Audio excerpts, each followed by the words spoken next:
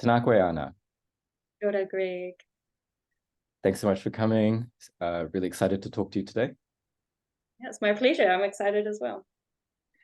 Um, so we'll get straight into it, and we'll start at the start, which is how did you get into making stuff? Yeah, so I guess I've always been a creative person, and I think as a kid, I liked doing like arts and crafts activities and stuff like that. But when I was like thinking about that, I was thinking about like when I was little, my I spent a lot of time with my grandparents because my mum was like a single parent, so they used to look after me after school. And they had this my grandmother must have had this friend, I think maybe her name was Denise, and she had like a fabric shop. And so my gran would bring out, when I went to go and stay with her, all these bags full of scraps of fabric and like buttons. And she also like collected cards. She always kept the front of the cards that she would cut up. And so Cards from like greeting cards or like uh, birthday cards and stuff like mhm. that. So yeah, like I just remember spending heaps of time with that stuff when I was little, like spreading it out in their lounge and like having to tie it all up again. So yeah. Oh, I can already I can already project some parallels there, but yeah. Yeah, yeah. um yeah, and like when I was in high school, I always did like creative subjects. I've always liked writing and music, and I did like a bit of drama and that sort of stuff. So I've always just been a creative person, I reckon. I think, just reflecting a bit on what you said about the scraps of Mm, cloth and the cards and everything.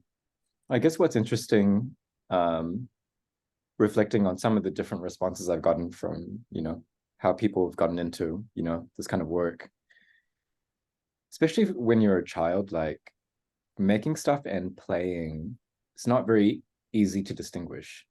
mm, Um, Even if you're playing with, pre-made toys, there's still so much construction that's happening when you're playing.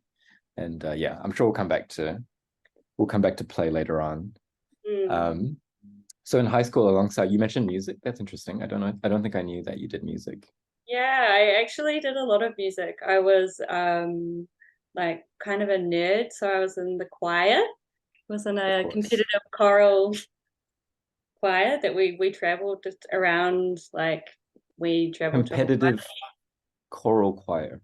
Yeah, yeah, we were like a yeah.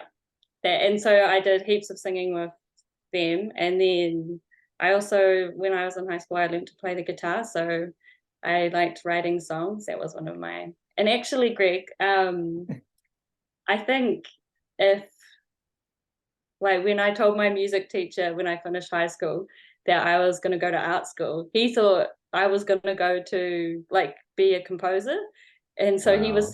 surprised. He was like, "What?" I mean, another thing, maybe another thread to draw on later on, which is yeah, music as well. It's like compositional process of music is like another very interesting like um process of like play and like syntax.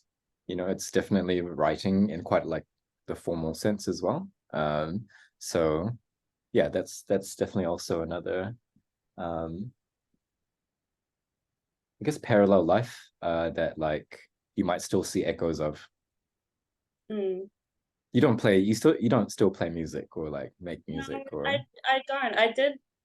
I did for a long time. Like when I was a student, I would play my guitar and sing a lot and still wrote music. But I think maybe this is a weird thing to say, but I think that I think I only have so much creative energy. And I realized that doing that stuff, um, it's quite time consuming, practicing and like going into that zone. And I just didn't have time for it if I was going to be working on my artistic project. So it kind of fell away. that's an interesting aspect of music, I Mm, guess, which is like besides the composition and like, recording, if that happens, the you have to keep performing it. I mean, if that's the kind of musician you are, and if that's part of the, if that's part of your work, the performance, then yeah, you have to sink a lot of time into that, which is quite different, obviously, from art you or have writing. to keep your hand in. Like I think I tried to pick up my guitar recently and it's just been so long. It's actually kind of upsetting. So, there's sort of a line underneath of it because there's like I think at one time I was not a very talented, like I was okay, and I really enjoyed doing it. But I it would take me a long time to get back to that level of ability that I once had. So it's just sort of like, oh, I'll say that, like, for me, even now, like, I'm still really fascinated by music. Like, I still watch lots of like, I actually really like reaction videos to music, especially from like vocal coaches or like composers, or any instrumentalist as well, because I like how I like seeing a piece of music being deconstructed, um, and all the it feels like there's a very developed, intricate language around how it works. mm, And sometimes I wish that we had as developed a language for, say, writing, but at the same time, music is very constrained as well and has, lots of uh, structural baggage from history. So yeah, as a language, like as a medium, I do find it really fascinating. And sometimes I like try to draw analogies from it, but it may or may not work, for other forms of making stuff. But yeah, I sometimes I'm jealous. Sometimes I wish I made music, or like, yeah, right. I've yeah. been thinking about that a lot lately because um, I guess sometimes in my work there's a sound component, and I think that I've been like wondering about whether or not I should get some music made for video work or what that Mm, could do. But it's just so complicated. Like sound is so there's so much in there, like to do with um like I guess how it makes you feel. I think it's a really emotive kind of medium, and it's kind of like if I wanted to get like maybe like a piece of music made for a video. I just can't even, there's so many decisions that would have to go into that it's its own project. So yeah, absolutely. it's hard. Yeah. Maybe in the future when you have Yeah, a long sabbatical from art, and yeah. I find that these things that are like in your deep past, like, sometimes come back. You yeah, return to them in some weird way, or I think yeah. so. Okay. Well, I think we wanted to. So we're obviously going to go through some of your work and your shows in a fairly linear order chronologically. And the first one that we said we would talk about is called Heavy to Hold, which is 2016 at the Blue Oyster. I think maybe before we actually get into that, and just to wrap up the like, how did you get into making stuff bit? Um, what was studying art in undergrad, studying making art in undergrad like, and like, do you like, how did it lead to this show at the Blue Oyster? If it That's a did, I don't know. that's a really interesting question, Greg. Like because I've been thinking about how I made the decision to go to art school because and I'm not entirely sure how I got there. Like I know that I did well at art in high school and I always did well at it. It was like my best subject. And then one like my art teacher at high school kind of suggested that I should maybe go to art school. But I think I never thought I was going to be an artist, as like that's not why I went there. I thought I was going to be an art teacher or something like that. Like, I was like, absolutely no way, not possible. I think maybe it's because I'd never seen someone, I didn't know anyone who was an artist, or, and like where I grew up, I never saw the type of work that I make now. So yeah, I don't know. But my experience of undergrad, I think it was kind of like a cultural experience. I don't know if I was like a very good student. Like, I really cared about it, and I was interested in making, and I think I was attracted to the countercultural kind of nature of the place because, like, the where I grew up in Blenheim is quite a conservative town, so I knew that I was like looking for something else, and that's what art school represented to me. I think I know But what you mean in terms of the cultural thing. Sorry to interrupt, but I like don't know. in a similar way, like I don't think I would get into writing or become a writer. I definitely thought it was just like a really cool hobby that I could have alongside, like, I don't know, being a lawyer. Yeah. um, and found that like undergrad for me was a weird kind of acculturation. I'd definitely grown up in fairly, normative, Mm. like uh scenes, I don't know what you want to call it, contexts. And so, meeting these like cool hipster kids who are into like more creative practice stuff Yeah. was actually quite a shock to me. Like I just didn't know that many people who were into that. So it was an awkward transition as well for me. But it is quite wild to look back. So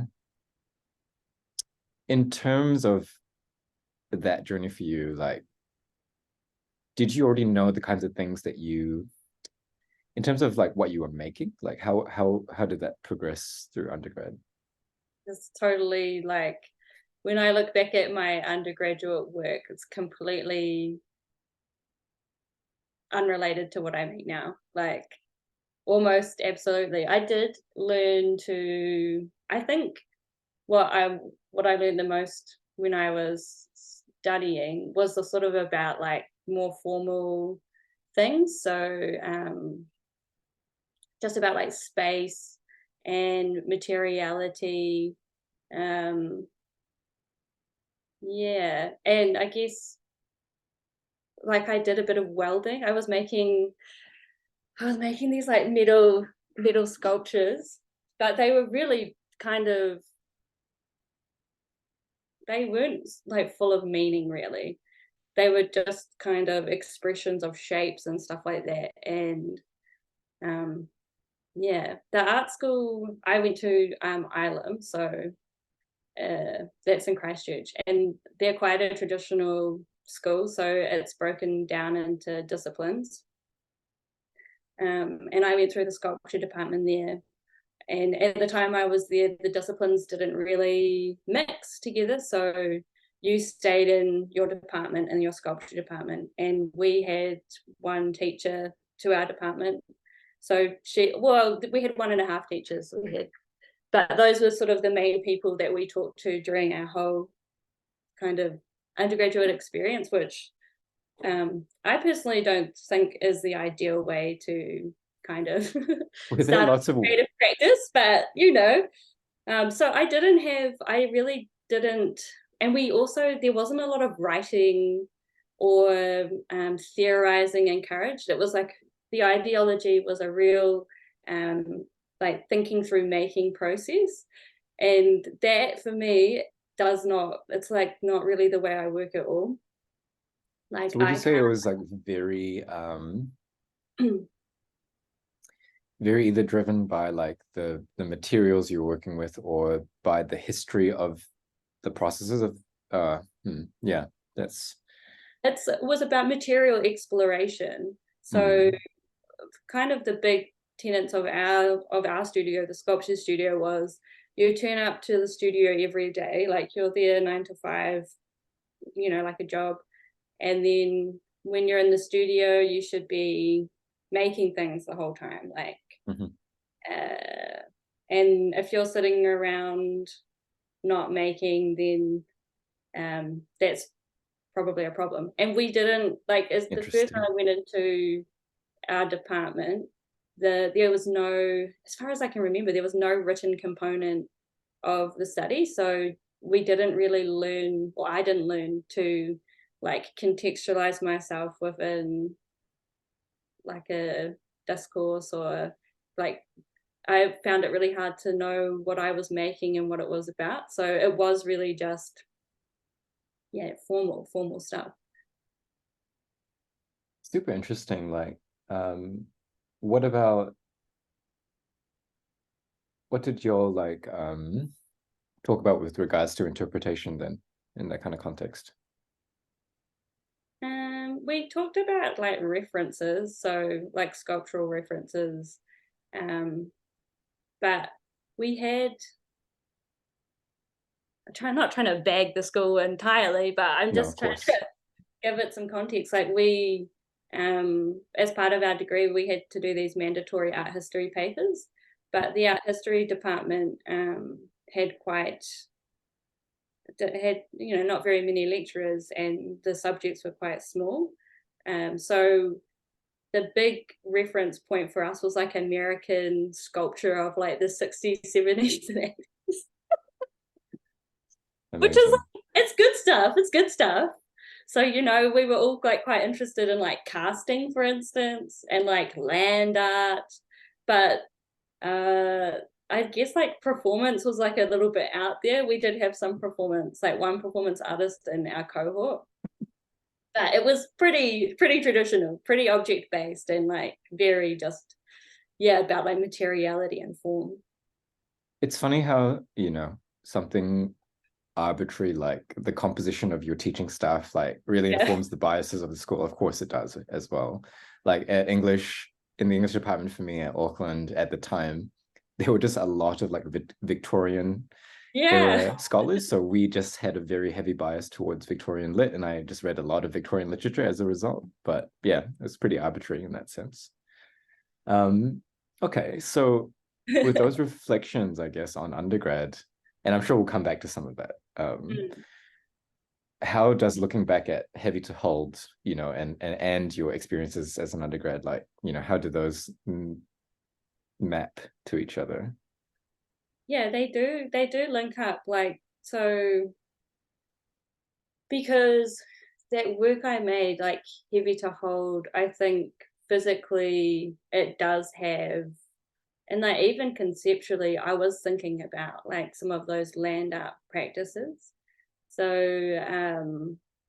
but what was really like the massive point of departure for me in that work was like thinking about like myself as a person and as an artist, and in the context of being an Aotearoa, and like our histories, like the physical histories of the site. Because when this is not a like when I think about those sort of male American land artists who were going out into the desert and like digging a ditch, or like pouring, there's one what 10-ton pour like 10 tons of asphalt down like a cliffside or whatever. Um, I guess like those are really sort of owning, or maybe like I was gonna they're say aggressive or like violent actions almost. And when I it's think, like a there's like an element of like domination and like yeah, absolutely, disruption, right? Yeah. for sure. And it's also like, it's like, well, like about the relationship to the land, and what relationship. I was like, that shit is really, that's really twisted. If you think about it, like if we look at it with our lens today about that kind of action on like indigenous land by like these fucking settlers, then it's like quite political, but that was not what those works were about.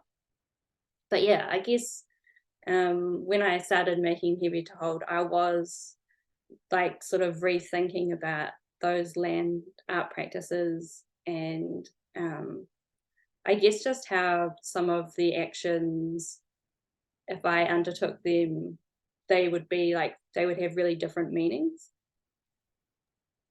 Yeah, for sure. Yeah, absolutely. Are you able to very quickly give a brief description on that work? Yeah, absolutely, absolutely. So I guess, yeah, Heavy to Hold was an exhibition at the Blue Oyster, like you said, and it comprised of three main elements. So there was a sculpture, which was a wall that I made, sort of like a rough wall out of stones, and the stones came from Blackhead Quarry, which was like a quarry in Ōtepoti. And the other components were, there's an interview that I undertook with these two people. One of them was Jill Hamill, and she was like a local archaeologist. And then the other person was Edward Allison, who was like a local kaumātua from Otako.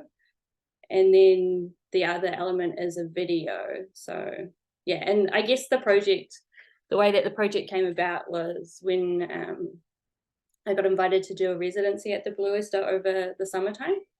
And it's my cat, he just let himself in. Come here. Sorry. Yeah, so I was doing this residency, and while I was there, I was staying out on the peninsula. So like kind of near to Portobello at the Castleberg Cottage, which is like a residency now. And at that time, there was this ongoing thing where there's like a seawall. So like if you drive out to the Castleberg Cottage and down that peninsula, there was this old seawall, like a stone seawall built into the side of like the road basically. And the council was making a development where they were covering the wall and extending the road out. Basically, they were adding on access for cyclists and people who wanted to walk around that area. But because I was coming in and out of the residency every day, I was like became interested in that area. And then like while I was learning about it, I kind of figured out that it was like quite a contentious piece of history.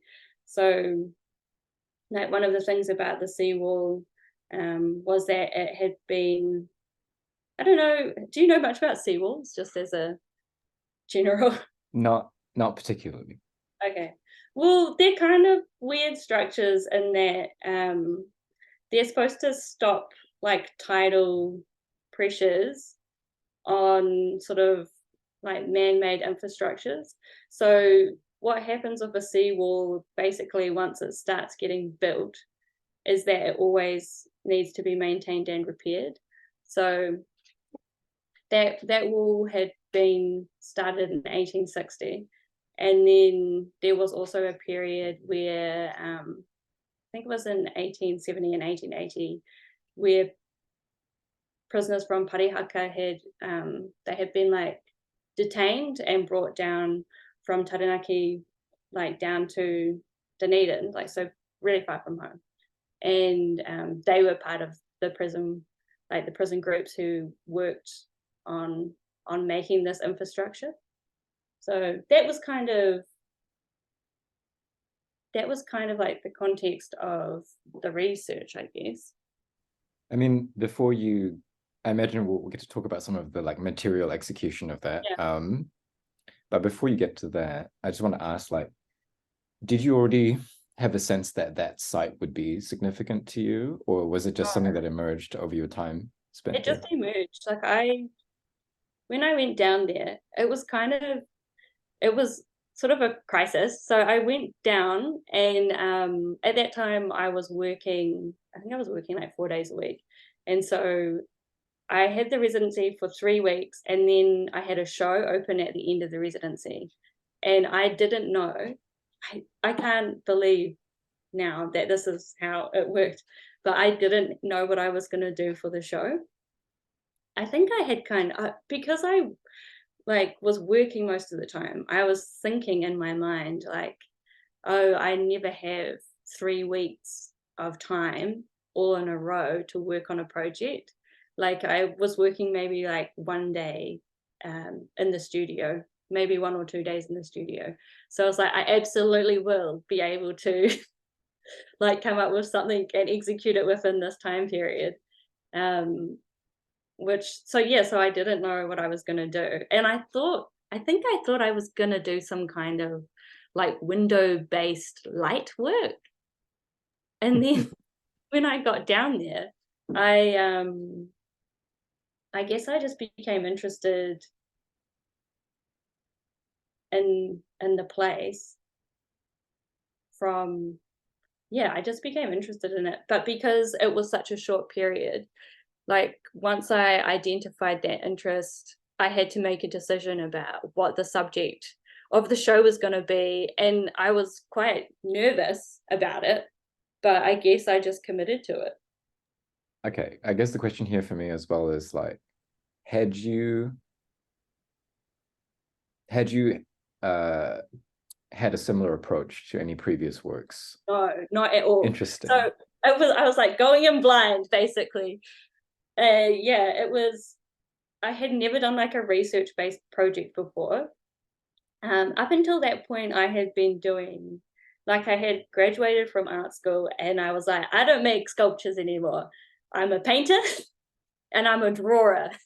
So I had been like, if I graduated in 2012 and this was in 2016, I think I had been like drawing and painting for like 3 years. So yeah, I do It's not know. amazing. It's kind of bizarre, to be honest. And then, yeah, Okay.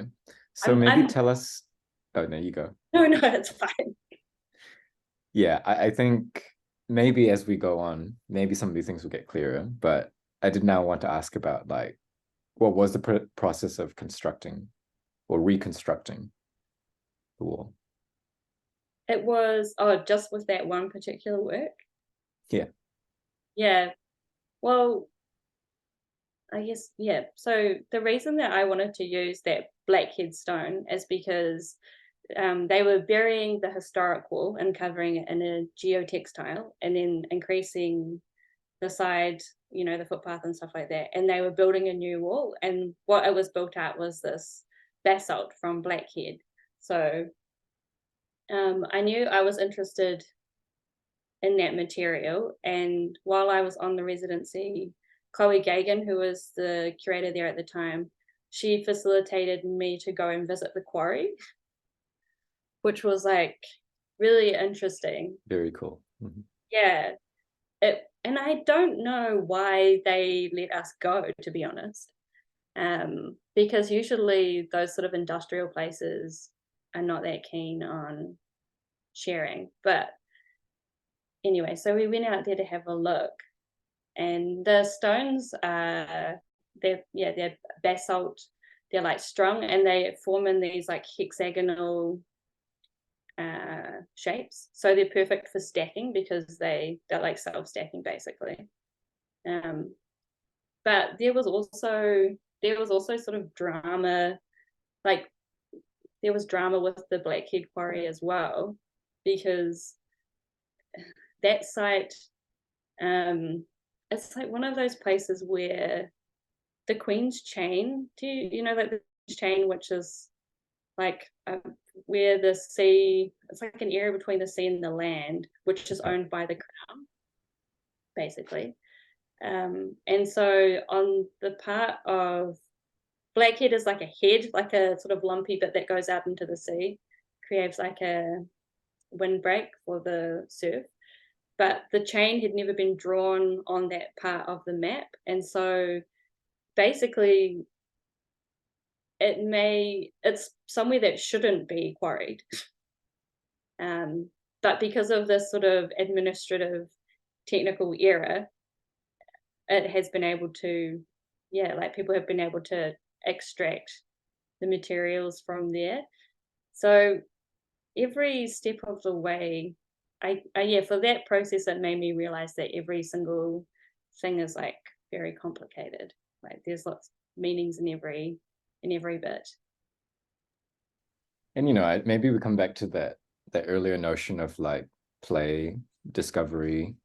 And it feels like in this situation, you really just were following like, or in part following your curiosity, with regards to this place and this material, and this stone. Because like you said, you can't easily think of like a precedent in your own work that you were following.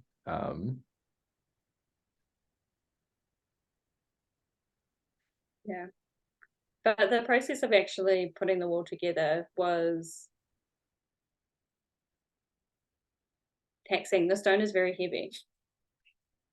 And I don't know, we were trying to figure out where to place it within the gallery, and it's kind of like a one and done. Like you don't want to be positioning the stone again and again and again because it makes you exhausted. And also, I think it can damage the floors, like if you're dropping it or whatever. So did in that sense, like when you were in the space, like did you try to like, I don't know, trace it out ahead of time or anything? No, you just I did some drawings. I used yeah. my drawing skills. I was like, yeah, this could be it. Yeah. Yeah. Oh, that's fascinating. It's funny because it reminds me that we have other friends who are really into stone. And of course I just spoke to Sarawit. The last recording I did was with Sarawit.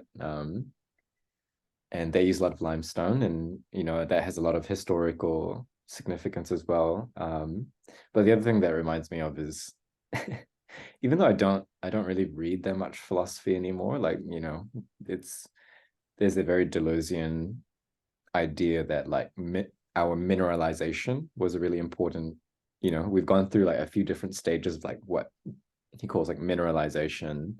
um First of all, looking at like the deep past and like the first kind of like soft organisms actually starting to like ingest minerals and like use minerals to like start building out like endoskeletons, you know and then later on, of course, we have skeletons, and then using minerals again to build these exoskeletons, which include like our like structures, architecture, tools, walls.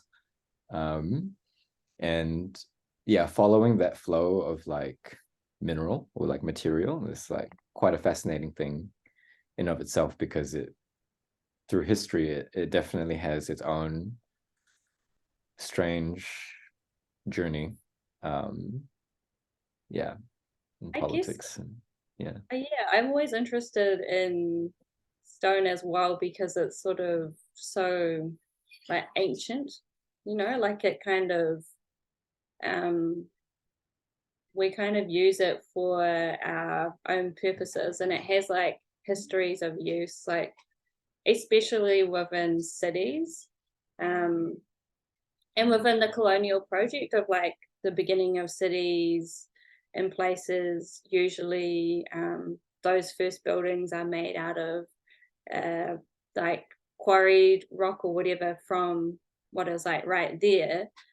And those like sometimes those rocks, they have like all kinds of significance, but they kind of predate that as well. They sort of surpass, do you know what I mean? Like Oh they have yeah. all of these like things going on with them, but it's kind of like irrelevant almost to them as a thing because they contain like so much more than that.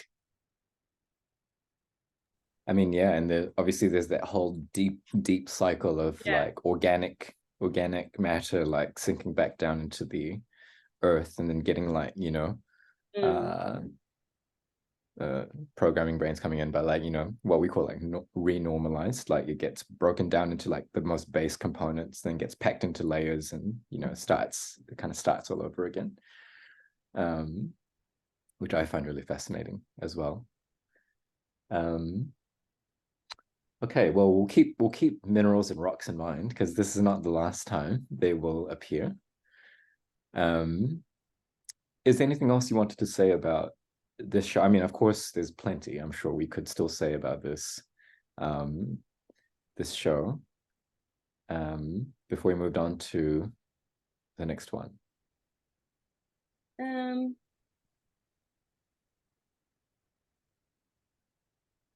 Yeah, I mean, I guess when we were talking about how it, like, that mode of making was like really different for me and unlike anything that I had done before, um, I'm always kind of struck by like how that project, which seemed to have come out of nowhere, really is like deeply connected to every other project I've ever done, basically.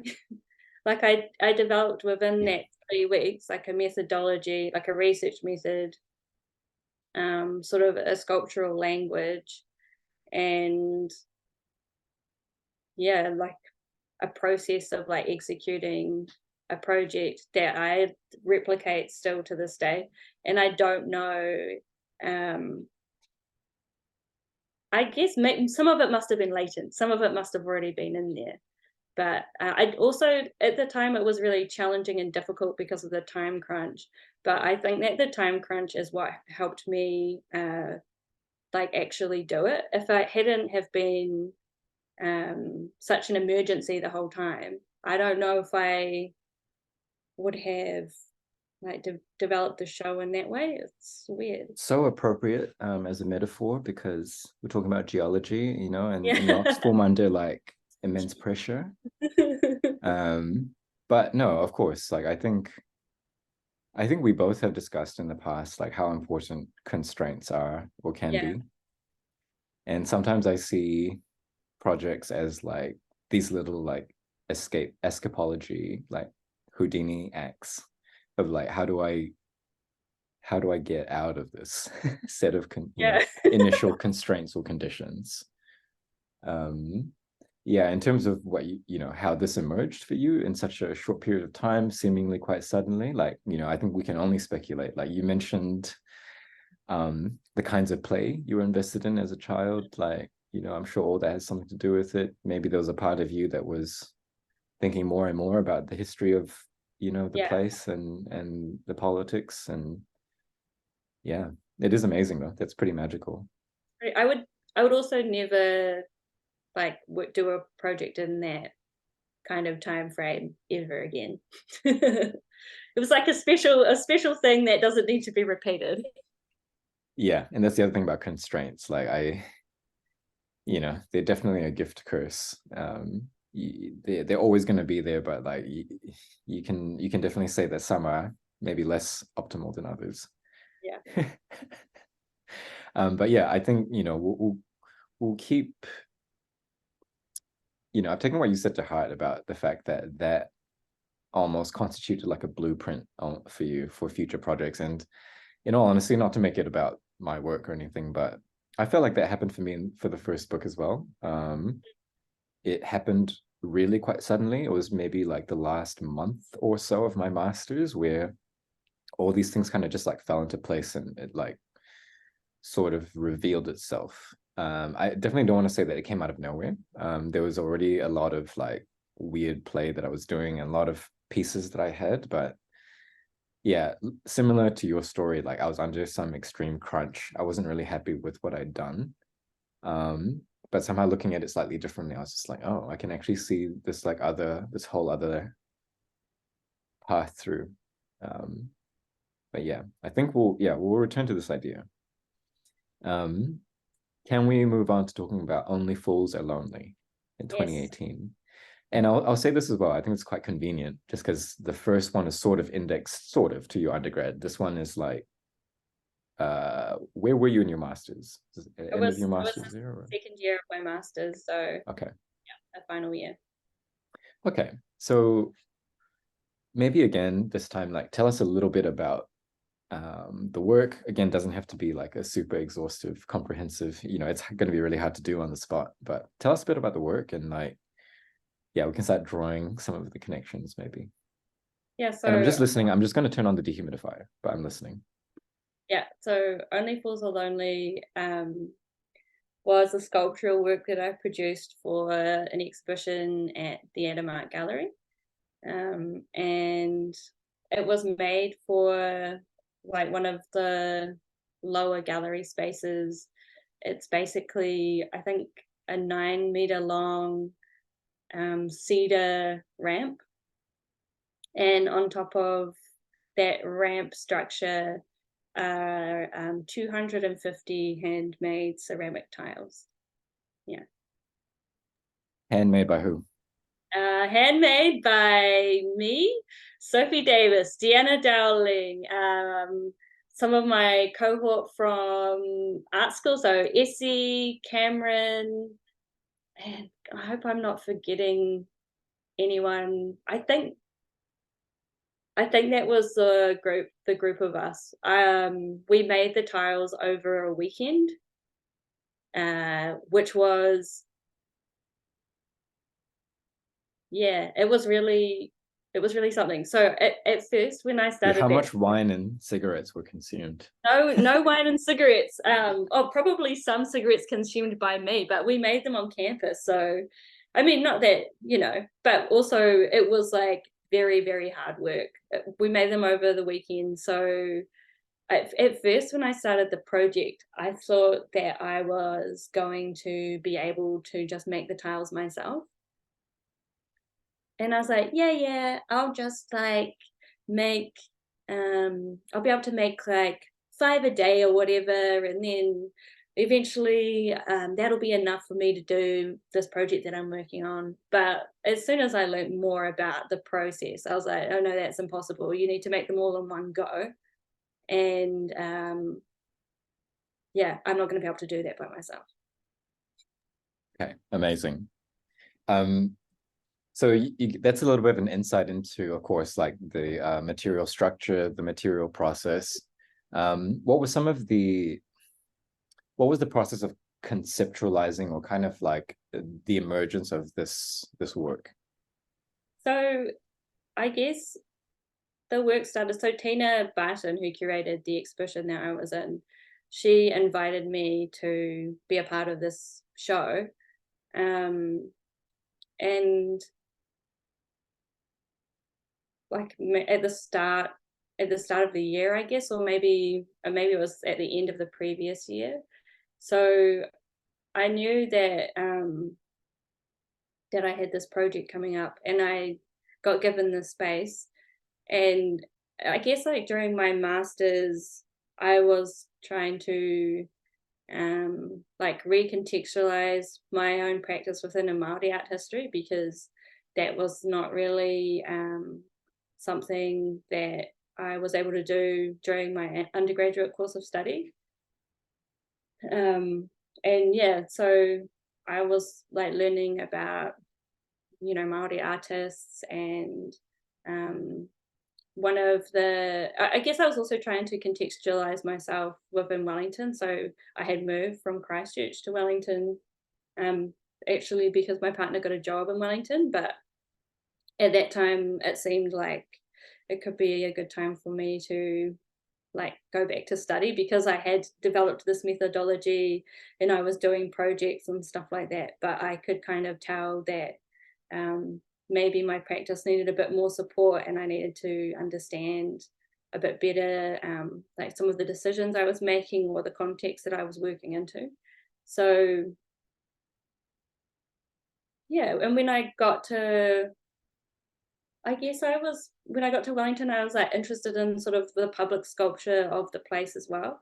So there's like a really, to me, iconic and beautiful public sculpture by Shona Rapira Davies, which is called Te Waimapihi, but is like commonly known as Seattle Park or Pigeon Park, which is, it's on like, I think it's on Courtney Place.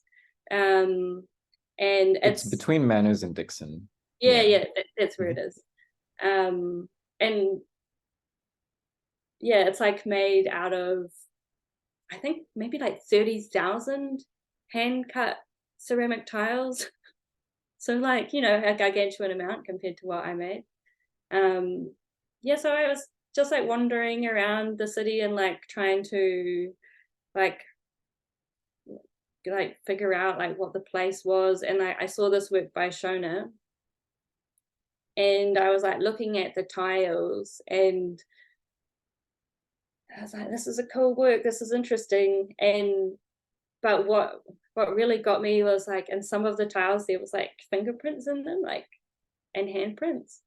Um and I was like, that's amazing, like it's a real like snapshot of, like, I guess the makers who are involved with the process. Or she also had other things that were impressed into the edge of the park, which is like plants. It was really, really common technique for ceramicists to impress like leaves or foliage or flowers or anything into like a clay slab, because it's like leaves a really beautiful impression, and then you can fire it and it's like in there forever.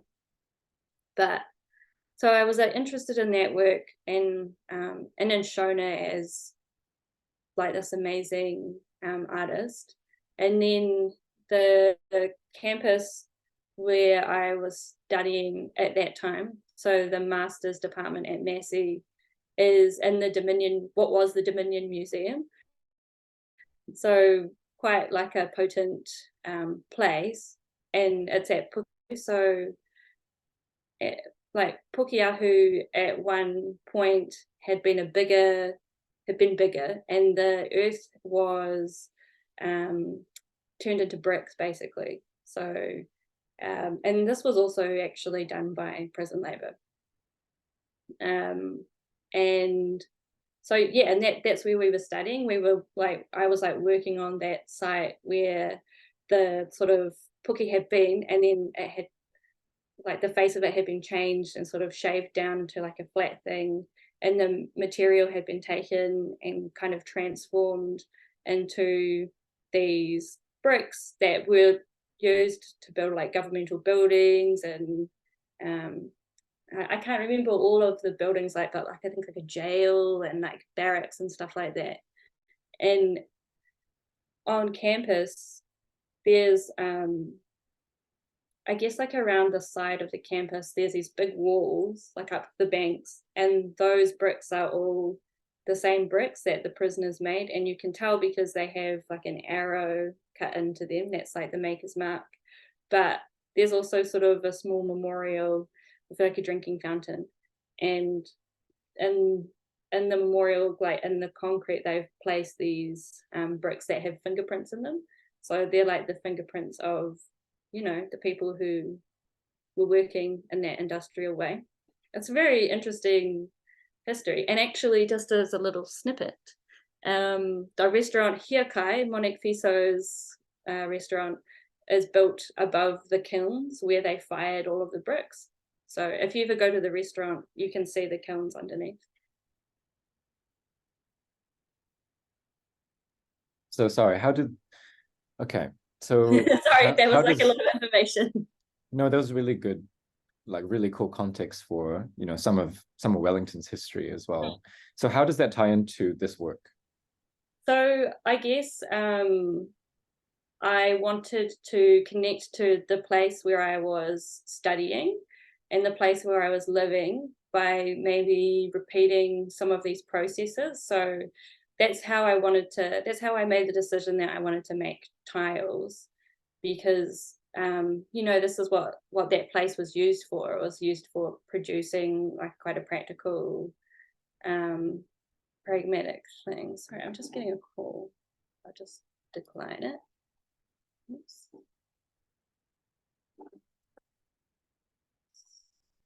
Okay. Sorry, I'm back. You're all good. Um, what were we talking about? you were talking about how that the historical context was like informing the work that you Yeah. were. Yeah, so I think that You said use the term representation, and yeah, in the tiles and wanting to make. I think that sometimes like there are these different ways that we can learn about things, right? Like we can read Mhm. about them and we can see them and we can like hear other people talk about them. But I think that as a maker, like one of the ways that I can learn about things or connect to things is by like recreating processes. Mhm. Not they don't have to be the exact same process, but like trying to inhabit a little bit of what that making would be like. And in that way, I Yes. was Mhm. trying to feel close mainly to Shona because I never met her and I thought like she was a very interesting artist. And I wanted to know maybe a little bit of what it felt like for her to do that project. I And know then, exactly what this is like. Yeah. yeah, and not like maybe it sounds like a little bit creepy or something, but it's not. It's like a way of connecting to past makers, I think. Yeah. And so, And it's, yeah. yeah, And that's definitely a form of homage as well. yes, yes, but not a replication either. Like it's Yeah. like using a kind of language and a kind of materiality, but I think it's like its own thing. Yeah. And I mean, it's funny, like when you're talking, there's so much already in there. Going back to how I felt like a strong connection to your story was like my first book, where I kind of engaged with Robin Hyde and Iris Wilkinson and her works and traces and everything, was also a way for me to connect to Wellington, which previously I actually had felt like quite alienated from, um, for most of my master's year. And uh, it was really like a form of coping as well, like wanting to understand like how to connect to the place. And so, yeah, in a similar way, like almost trying to retrace her steps or trying to see what it would be like from her perspective. I mean, obviously impossible, but Yes, it is. just attempting these like wild like translations and like yeah, um, retracing of footsteps over a long gap of time. Yeah, this Um, book actually has a connection to Robin Hyde as well, Greg. I don't know if you know that. Have I ever I don't told think I you? did know that. Okay, so the title of the work is Only Fools Are Lonely. And the title came from like actually a really similar experience. So when I moved to Wellington, I started reading the Godwit's Flight. Mm, And um I think maybe it was the first time I had read a book where I was in the place where the book was. So, and you know what, Greg? I didn't finish reading the book. I just started it, and but in the foreword of the book, she has this piece of writing about the Godwit, and it's kind of describing like the experience, I guess, of people who are like from England but have come to be in New Zealand, or maybe their families are English and they are here and they're like trying to connect to the place and the land. And they're struggling with that and they need to return, because the godwit is a migratory bird. So it travels, it has like two homes or multiple homes and it moves from here to there. And she was like talking about how people inside of them feel like a need, like, or a pull that they maybe can't describe to return, in her case, to England. And there's like this quote at the end of it, which says, "Only fools," said the sparse ribbed rock, "are ever lonely." And when I read that, I was like so confounded by it. I was confused and I couldn't understand what it meant, but I also did understand what it meant. And it like got stuck in my head. And I think it meant something to me, but I couldn't quite clarify what it was. So that kind of stuck with me during the project as well. And that's how the work got the title. that's amazing. No, I had no idea. And I think that is the power of like great writing as well, and or a great line, because in a way it becomes less and less about the line and more about what you do with it, or like what it, is generative of for you. I mean, one little tangent actually that we could, go on here is we've skipped obviously over a few shows, but working with text is itself actually something that's quite important to your practice. I don't know how to tie it into this necessarily, but like, is there anything you would like to say about working with textual traces? Because so far these shows have been about some of the material traces, but you do work with text traces quite a bit as well. Yeah, I think I guess one of the things I have always been interested in writing in text. I think, as I was talking about, like when I was writing songs and stuff like that when I was in high school, and I didn't feel very empowered to kind of write or do text-based work in my undergraduate degree. And so when I got to Massey and I started doing my master's, I was like with a group of people. One of my classmates is Hana Pera Aoki, and so they use, like, they're an artist who uses text a lot. And at that point, they were someone whose writing I had read a lot of, and some of the other people who were studying, it was also quite normalized within their practices as well. So I kind of felt maybe it would be okay for me to try to do some writing or to engage with text and language as a material within my work. And I think that the first foray that I got into with that was, it was with found text. And it was a work I made for Scape, actually. So I would have done that in my first year of my master's. And yeah, it was quite, it was the work used like an old newspaper article from like a Canterbury paper, and some language found in the Botanic Gardens, what is it called, like strategic plan. So I was making a work for the Botanic Gardens with my site, and I was interested in the place as sort of like a living archive, and also like its original purpose, which was for, like, basically Botanic Gardens were invented as like a form of, what's the right word for it? It's like a sort of economic, um it's like a colonial project where you can grow crops and things from other places and like take them, there's a word for it. And they had this whole thing where they would um like grow, like, and there's a lot in there, like, I yeah. actually dig into the concept of gardens in the first book as well. Yeah. I don't know if I have the terms that you're looking for, but like this inside outside space of like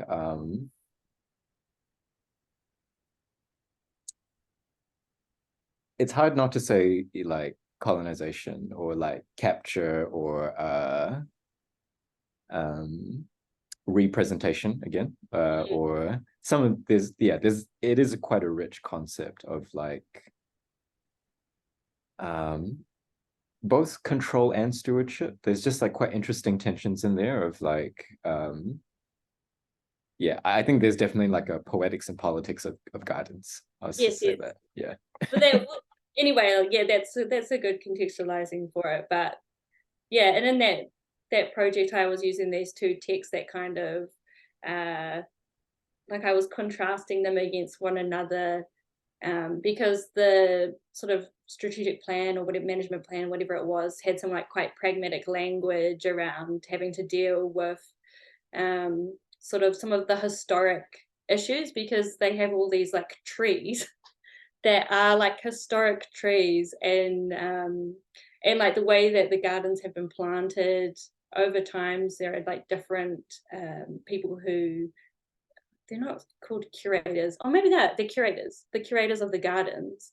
They all have different ideologies around how the gardens should be arranged and like what that all means. But because they're like a living archive and there's like trees and stuff like that, when the new, over time, people still have to deal with the physical elements of these legacies. And one of the problems for these guys is that the trees are too old and they probably some of them need to be cut down because they're dangerous, because they're older than any tree of that kind has ever been in Aotearoa because they're not from here. And so they also don't know like what will happen, over time.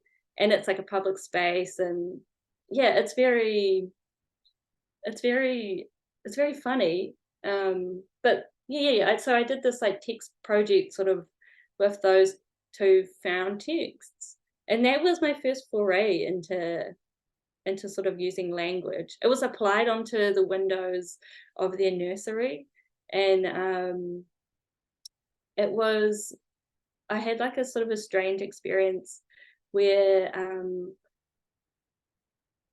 yeah, it was more political than to me it was like quite factual, but to the botanic gardens it was a bit more political than what I had anticipated. Man, I think I was a bit naive about that.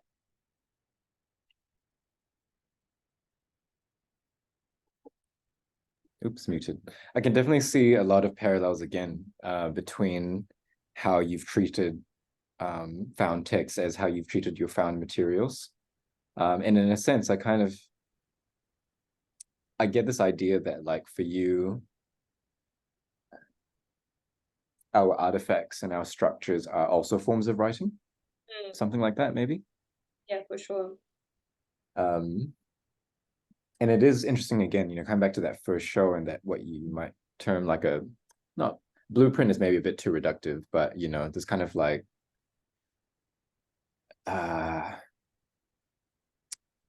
emerging shape of your process of looking at these things around us that have both their own material histories and also very interesting histories with us as people who've interacted with them.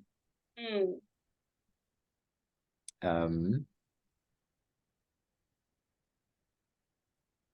I also get the sense of like this deep time and alchemy of things kind of like both speaking to where they come from, but also like, I don't know, where they might be headed next. So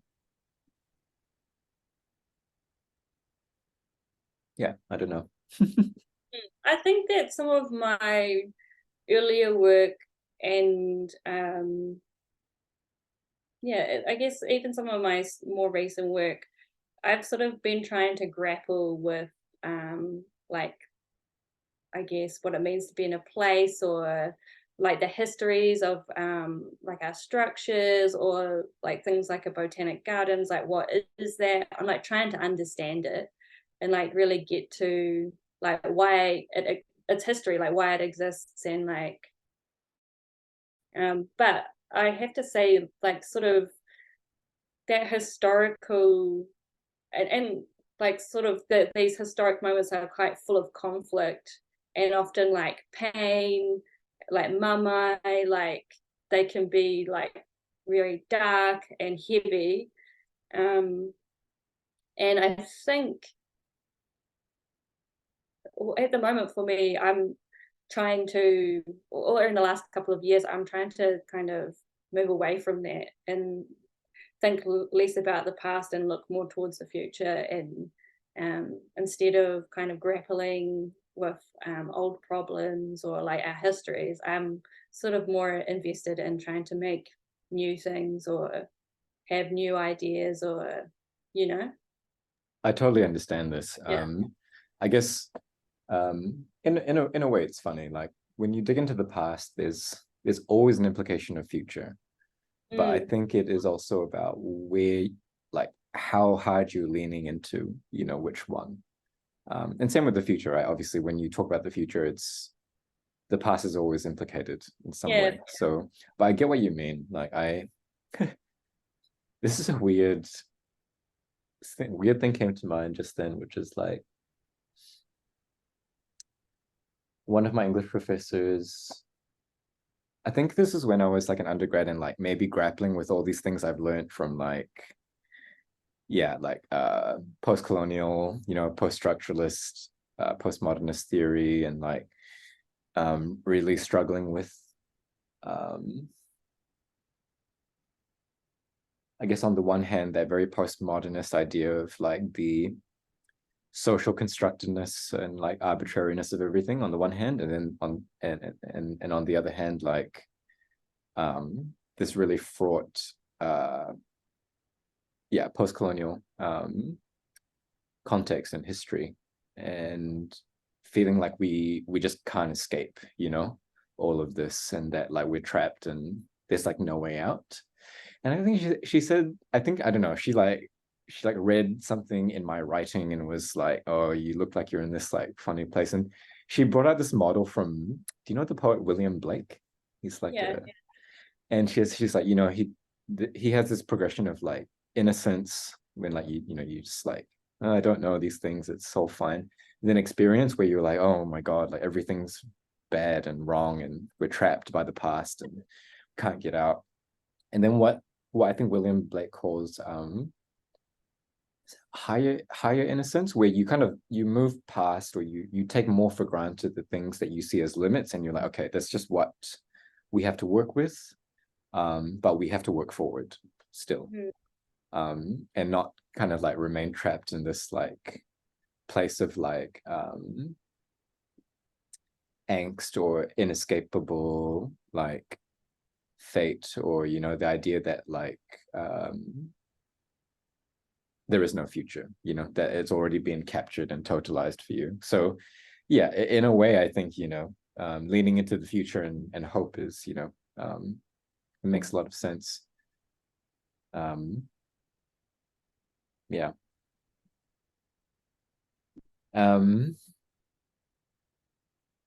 Was there anything else you wanted to say about Only Fools Are Lonely, and or that time, or like Oh yeah, maybe two things. Like I guess I've been thinking about that work more recently because, oh no, yeah, I have a few things to say about it.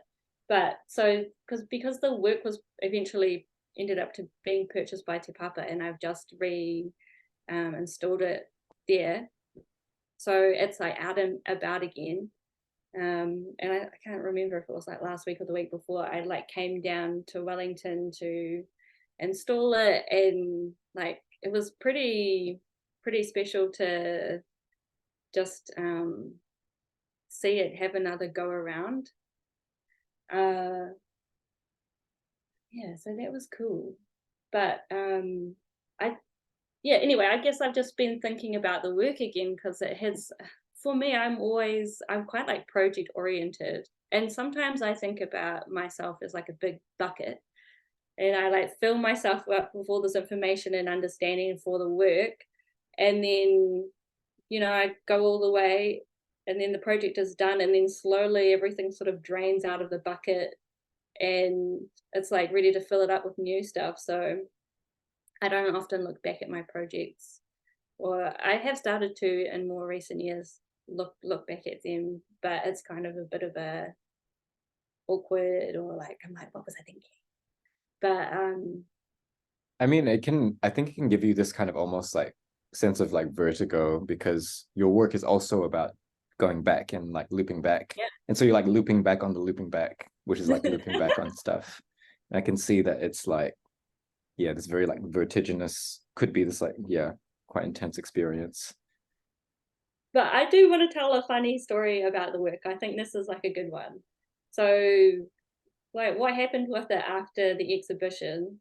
Because this was like the first big sculptural work I ever made. It was, like I said, 9 meters long, and it had 250 tiles that like comprised the actual physical thing.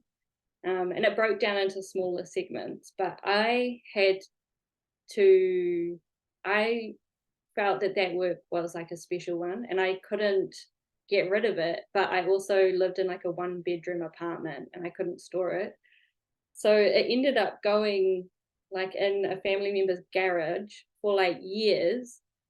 And then sort of towards the end of its time in storage, I was about to leave Wellington, and I had this moment with it where I was like, this is kind of the end of the road. Like, I'm going to have to, like, I can't take this with me where I'm going. It's not possible. I can't.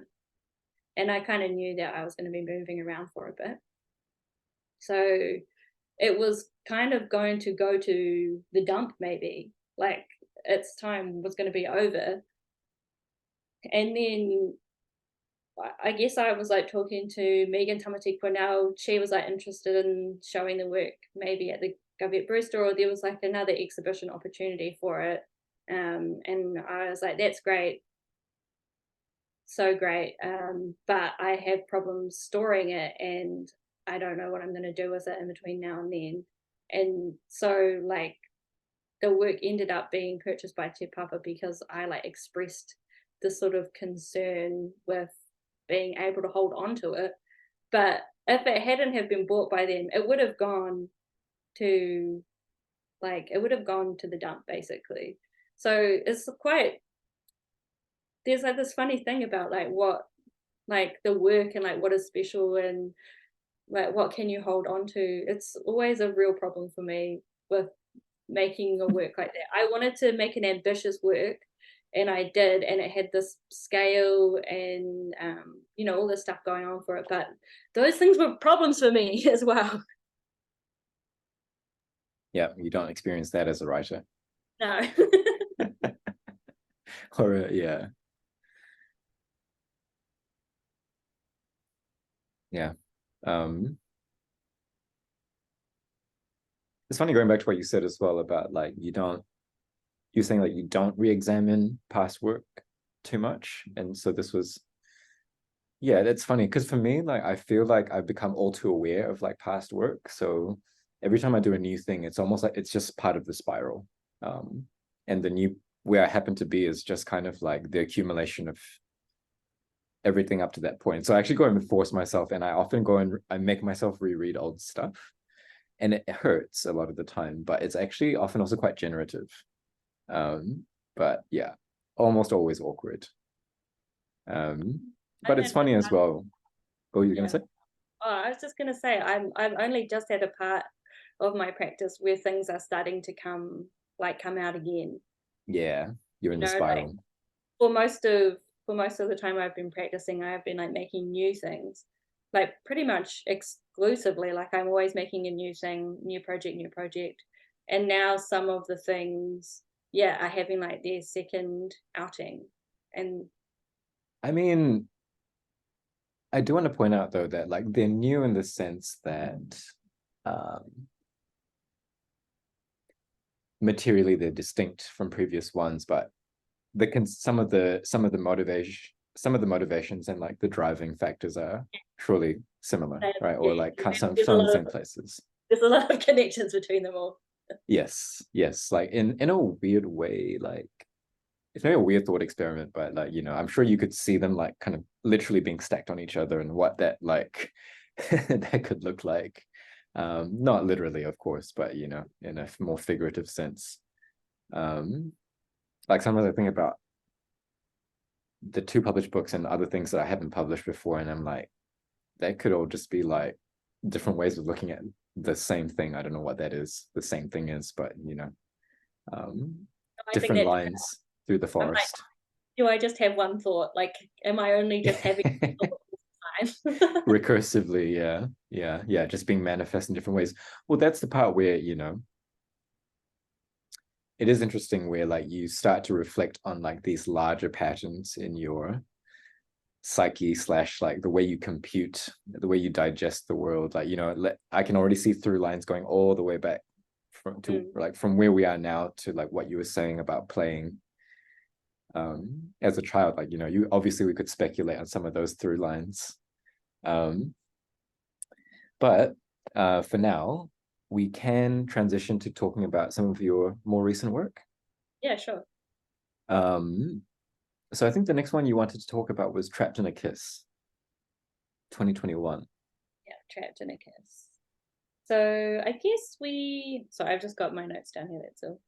No, you're all good. We've been talking, we've just been talking about mainly my sculptural work. Yeah. Yeah, and that's true. is a video work that I made in, did you say 2020? I think it's 2021. 2021, sounds good, sounds I right. could be wrong. I can double check. I also made that work when I was on a residency in Christchurch. So I returned there. And the video is a single channel video. And at the time I was in Ototahi, I was sort of thinking a lot about Ralph Fortieri in particular. And I was quite interested in his sort of contribution to print culture, actually, like books. Like he actually has like a long literary association. And That's right. like he did like the covers for Landfall, and he was like, yeah, he made a lot of prints, I guess. And I had a friend who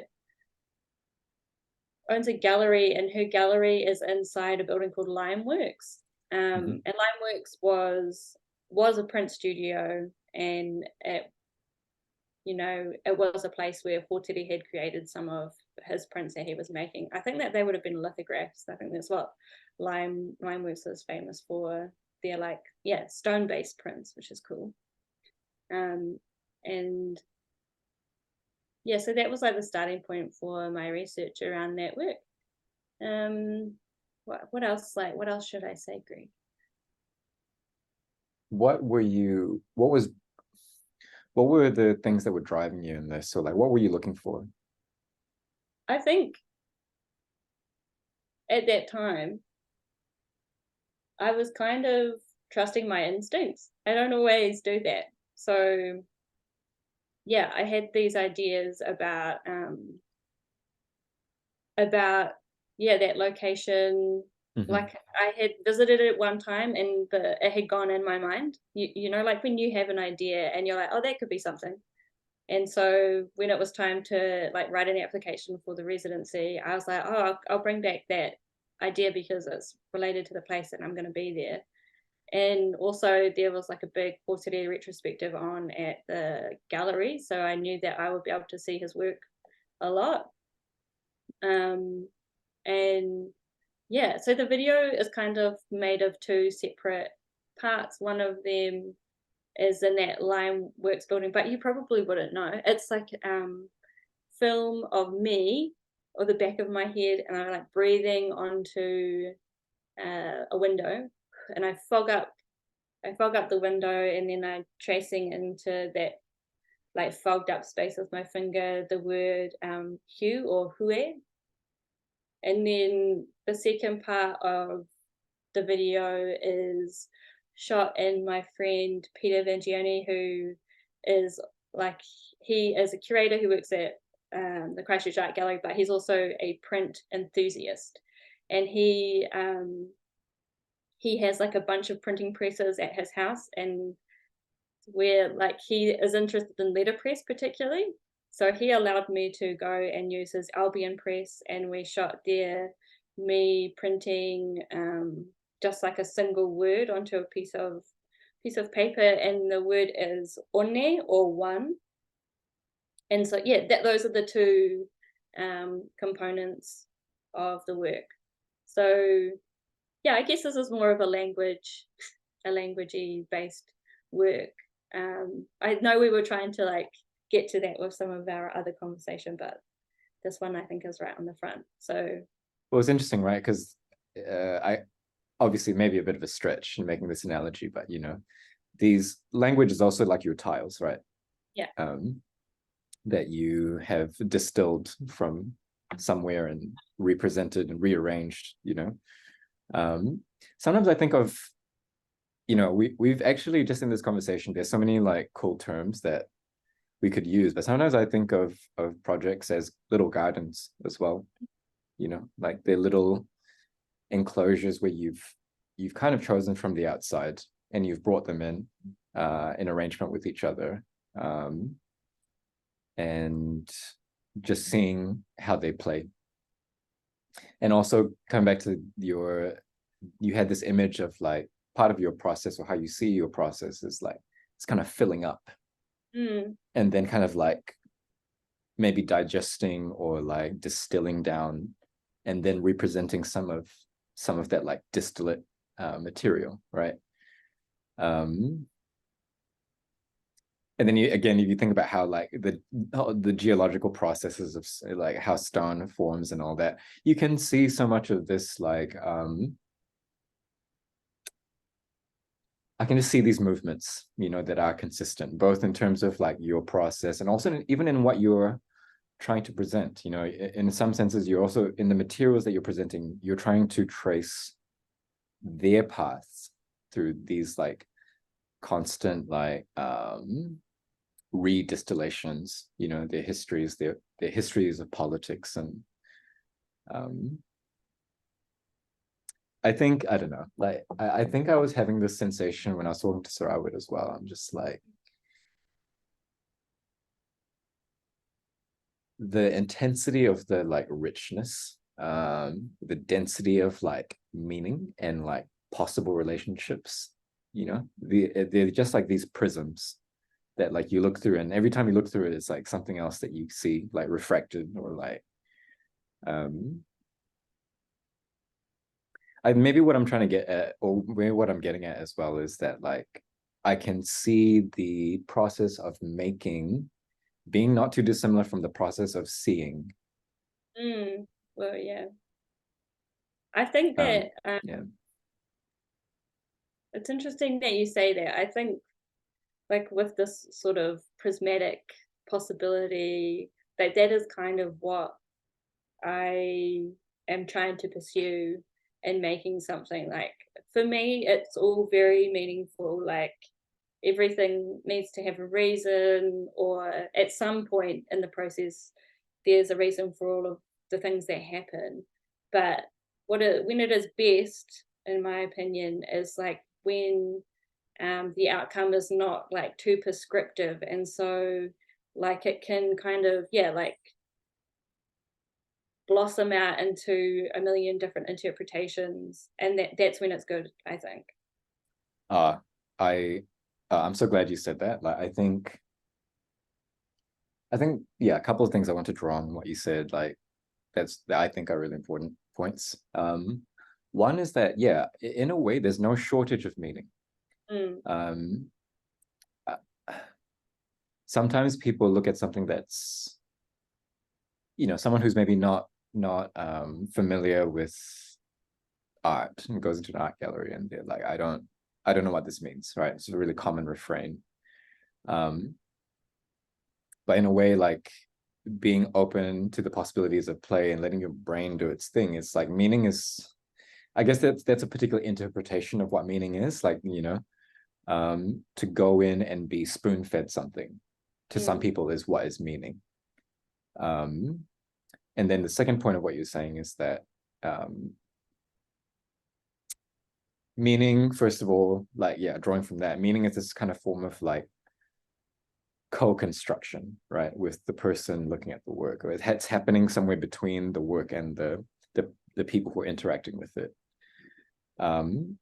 But one thing that's really important, I guess, I don't know what you'd call it, whether it's a matter of like style or like, I don't know, vibe, I don't think they're good words for it, is how much do you give people? How much control are you imposing on their interpretation? You know, the difference between like a newspaper article and like a poem. You know, a newspaper article, it's like, well, the function of it is to deliver a specific single meaning, versus this kind of more like, yeah, like you said, more prismatic, this thing that's more full of potential, that you as the person engaging with, like you as the like person engaging with it, are responsible for quite a lot of your experience. And so as the artist, in trying to like facilitate that, yeah, I don't know if it's style, but you have to determine to some degree what the sweet spot is, like how much guidance, how much prescription, what degree. Because on the one hand, you can have, yeah, the newspaper article, and on the other hand, you could have like noise. Yeah. And there's a sweet spot somewhere, perhaps. And I think that sweet spot is obviously different for different Yes. people and different artists. I think it's like instinctual, Yeah. like it's hard to like I don't think I could aim to get to a particular place, like sweet spot, like you say, and get there. I think for me in my process, sometimes I don't understand, like during towards the end of like working on a project, quite often the project loses all meaning to me. Like it empties out of things that I understood about it at one point, they're gone. Like, and I just have to trust that at one point I knew what it was about and that I need to finish it. I think it's, yeah, it's just a weird part of the process. But I just have to be able to trust my instinct that it is right, and that there's something there for people. Like I try sometimes I think about whether or not I try to be generous. Like I want people to get in. I don't want people to feel rejected by what it is that I do, which is I think one of the reasons I'm quite interested in materiality. Like think that a thing should or could be interesting to look at or nice to look at, and then that can be like a resting place for you to kind of think about what it is and open your mind up to the thoughts that come from that. Yeah, this is why I sometimes hate working with language. Yeah. Because language has its own baggage and people's presuppositions of what it should be doing. Yeah. And it can be very hard to break out of that interpretive context. Whereas when you're working with materials, not saying there are no expectations, but like the expectations are very different. Mm. I think the other thing I wanted to draw on, which maybe isn't directly related to what you just said, but more broadly about what we've been discussing, is also in the process of you coming to the outcomes that end up being exhibited. I think one thing that's really important for maybe people who are newer to making stuff, I think it's easy to confuse a description of a process like the ones that you have presented for like really intentionally designed like outcomes. Mm. Because they might hear this conversation and be like, whoa, they thought about so much stuff, and they like, it all like so neat, and then they like just shed it out at the end and it was perfect. And it's like, not really. It's kind of what you're describing is, again, much more like a process of play and discovery, Yeah. where like at each step, like something's being revealed to you and you're like, oh, okay. And then you lean into it, or you lean away from it. And then over time, you just get to where you get to. And it's very hard for you to like say, oh yeah, at the beginning, it just went like, like this, like A to B to C to D. And it's like, you can see progression, of course, but like, Yeah. it was not a designed or intentional kind of progression. Well, I think that maybe Sorrel would said something similar to you in your conversation, but I find that sometimes I get back to right where I was at the beginning. Like I go on this big wild journey, or like at the start of the project, I'm like, yeah, it's gonna be something like this, I think. And then I start to research, and like all these other things come into play. I get these like questions about, oh, what's the materiality of it, or like what are the meanings? And then maybe I like reiterate, and I'm like changing things around and swapping things around and having like crises. And then I like come to the end of that process and I'm like, yes, here it is. And I was like, oh, it's just the same thing. But to get there, to like kind of get there, I had to go through all of that stuff. But yeah. It's, I think what surprises me from another part of my life that's become really important to me is actually as a programmer. And like, Mm. I think if I said I was an engineer, people would be offended, but like, whatever, programmer, engineer, Yeah. developer. I think what was shocking to me to learn over time as a programmer. People think of programming again as this very, very like super formalized, super constrained, like deterministic thing. Because I mean, in a weird way, software as an outcome is a formal deterministic thing. But the actual process of getting there is very much not like that.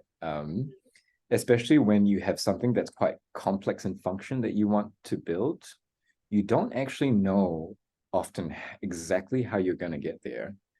And so weirdly, programming actually reinforced this idea of like constant iteration, play, failure. And I never thought that I would like have that lesson be reinforced by what seems like this like, logic brain kind of like activity, but still it's an equally complex and like creative kind of space. And like you can actually see the difference between someone who's just like, oh no, at the beginning I'm like, this is what I want to do, and I'm just going to force everything to the endpoint, and often it doesn't work well. It doesn't end up working well because they're not being responsive, they're not adapting, they're not iterating. And so yeah, it's just, I don't know, yeah, it's a funny reflection for me on like what it means to make anything, especially when it's like a complex thing, with complex like possibilities. I think I connect to that, like when, we were talking about how I spent those like years drawing and painting in between making this project. And I think that it was like when I was doing that, it was like step A, step B, step C. And I enjoyed doing it. To me, it felt good, and I liked the outcomes. But towards the time when I was needing to stop, like when I did the show at the Blue Oyster, it had lost its appeal to me. Like I was kind of done with it. I was like, I don't think there's no meaning for me here. And not saying that those kinds of processes aren't meaningful to other people and they don't have the ability to, do all that same stuff. But for me, I think I didn't know why I was doing it. Like it was just sort of like an exercise.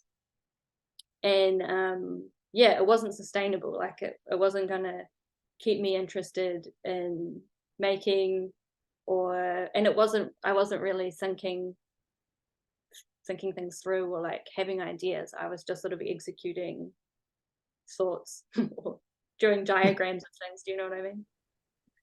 Yeah, another bias that I have, I think, about this view of like what it means to make something.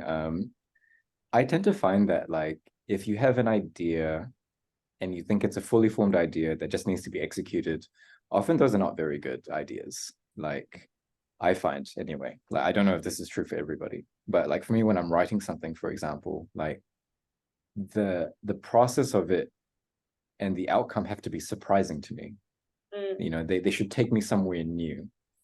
And if something just arose for me, it's probably not going to be a very new or surprising thing. And so, whether it's writing or it's working with materials, like I think, and this kind of again brings us back to where we were before, where we were talking about materials bring their own constraints, histories, relationships, and those are often things that you can't anticipate, and they only emerge like when you like actually start like doing things with them, and often they take you places that you definitely don't expect, I think. That's hard. And I think the other way of looking at it as well, from a more like, because I think when people are starting making stuff, a lot of it is actually just dealing with your own psychology. Yeah. And I think the expectation that like you need to come up with this like immaculate idea to start is actually just so horrible. And from the point of view of like pressuring yourself, basically to do something that's kind of impossible. And then wondering how everyone else does it. You're like, I can't believe everyone's doing this and I can't do it. And it's because, well, actually people don't do it that way. Yeah. That was something that I you know, like people have this idea of like the artist genius or whatever, which is so crack up because, like, in my opinion, I kind of like, I do think that anyone could be an artist, but it does take a lot of nerve to be an artist. So, not everyone can do it. Like, you know, you have to really want to do it. But yeah, I think when I was earlier on in my practice, like I was like, oh, I just don't know what to do. Like, I don't know how to make decisions or make things, and I was always having like a crisis of faith in my ability to do that. And the only thing that really has changed over time is that I understand that I have what I need to be able to go through the steps and get to the end of the project. But the only way that I became confident in that was just through practice, like through making shows and, you know, through making stuff. Yeah, absolutely. Yeah, don't in programming they say don't die in the cave. You know, like you gotta go outside. Get out of the cave. Get out of the cave and go do some stuff. Yeah, and same with poetry. I always say like it's better to just make a whole bunch of. I actually somewhat believe in quantity over quality, at least initially, where like if you just, and maybe this is more about writing than art, but like just write lots of stuff and maybe like 1 out of every 10 lines are going to be good, and you take those out and you know, you kind of like panning for gold or something. You know, it's like you can't be, there's no person who can guarantee that every single thing they make is great. And so it's better just to make a whole bunch of stuff and see where you go. But the thing is, like, not everything is good. I absolutely agree with that. But then I think that you're not your best judge of your own work, really. That Like too. other people, I think, like at a certain point, I realized that if I have a show and I make something and put it out there in the world, there's always going to be someone who likes it, even if I think it's bad. There's always going to be someone who doesn't like it as well, I'm sure. But Yeah. I was like, oh well, everything has its audience, and so like, why do I have to get so stressed out about like whether or not people are going to think it's good or bad? Like, someone will like it, someone won't like it, and that's fine. And therefore, I should just be able to kind of pursue what isn't of interest to me because, you know, Yeah. some of my things that I have thought were really like disappointing or not great have, when I look back on them now, I think it was just the stress of the moment. Like I can see them for what they are, and you know, like I'm like, yeah, that was a good idea. There was something was going on there. Like, Yeah, absolutely. I'm really glad I'm really glad you mentioned that. Like you can't, basically you can't please everyone. And also like you're not the most reliable no, no, no. narrator of this, or decider ultimately either. Like I don't throw anything away either. Like I will pick stuff out of it that I like, but that stuff is still like something I'll go and mine later on. Because like you say, you come back and you see new things in it Yeah. um all the time.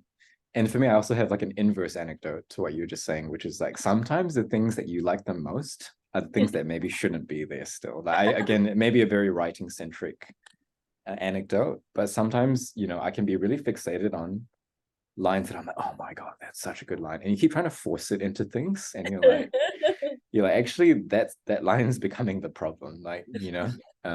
So yeah, sometimes you're not the best judge. And so you can only just go on like, yeah, your best, your vibe at the time, I guess.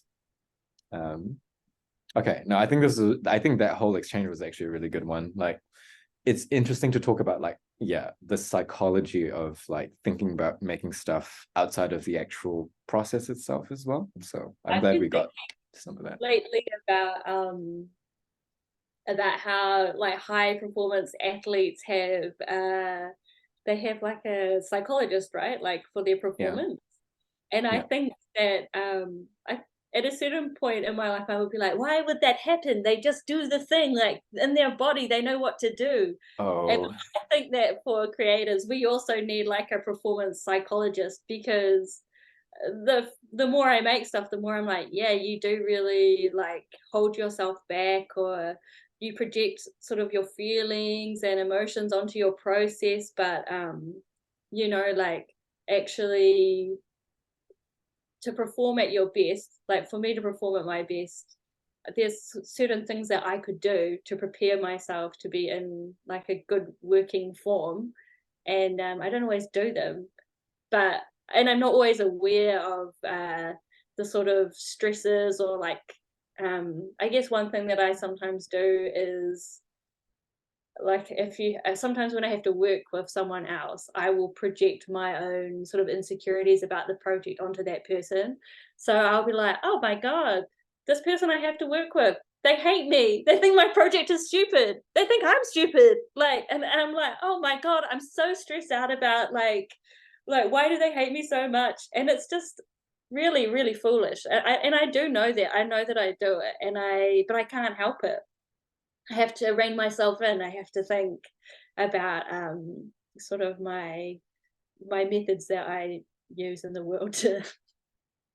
uh, I can, yeah, I can definitely say that like I'm actually really interested in sports psychology from that point of view. Like I've always been interested in like what it means to be like, the terms that people use like in flow, like in the Yeah. zone, like what all those things mean. Because I do think that it is really it's very relevant. And it is a performance that you can try to optimize in these ways, or like that you can try to understand in terms of like your own biases, limitations, insecurities. Definitely.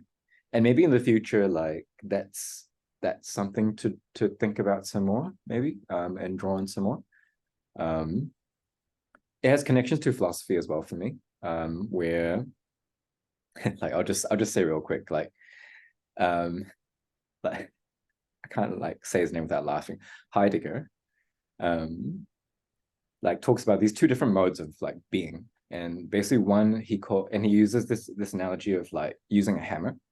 Mm. If you're someone who like works with hammers, and he's like, if the hammer is working properly and you're comfortable with using it, it's like invisible, and it's just like an extension of you, and you don't notice it.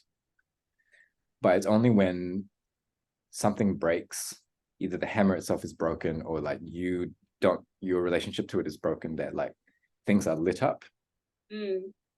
and then you're broken out of that flow state, so to speak.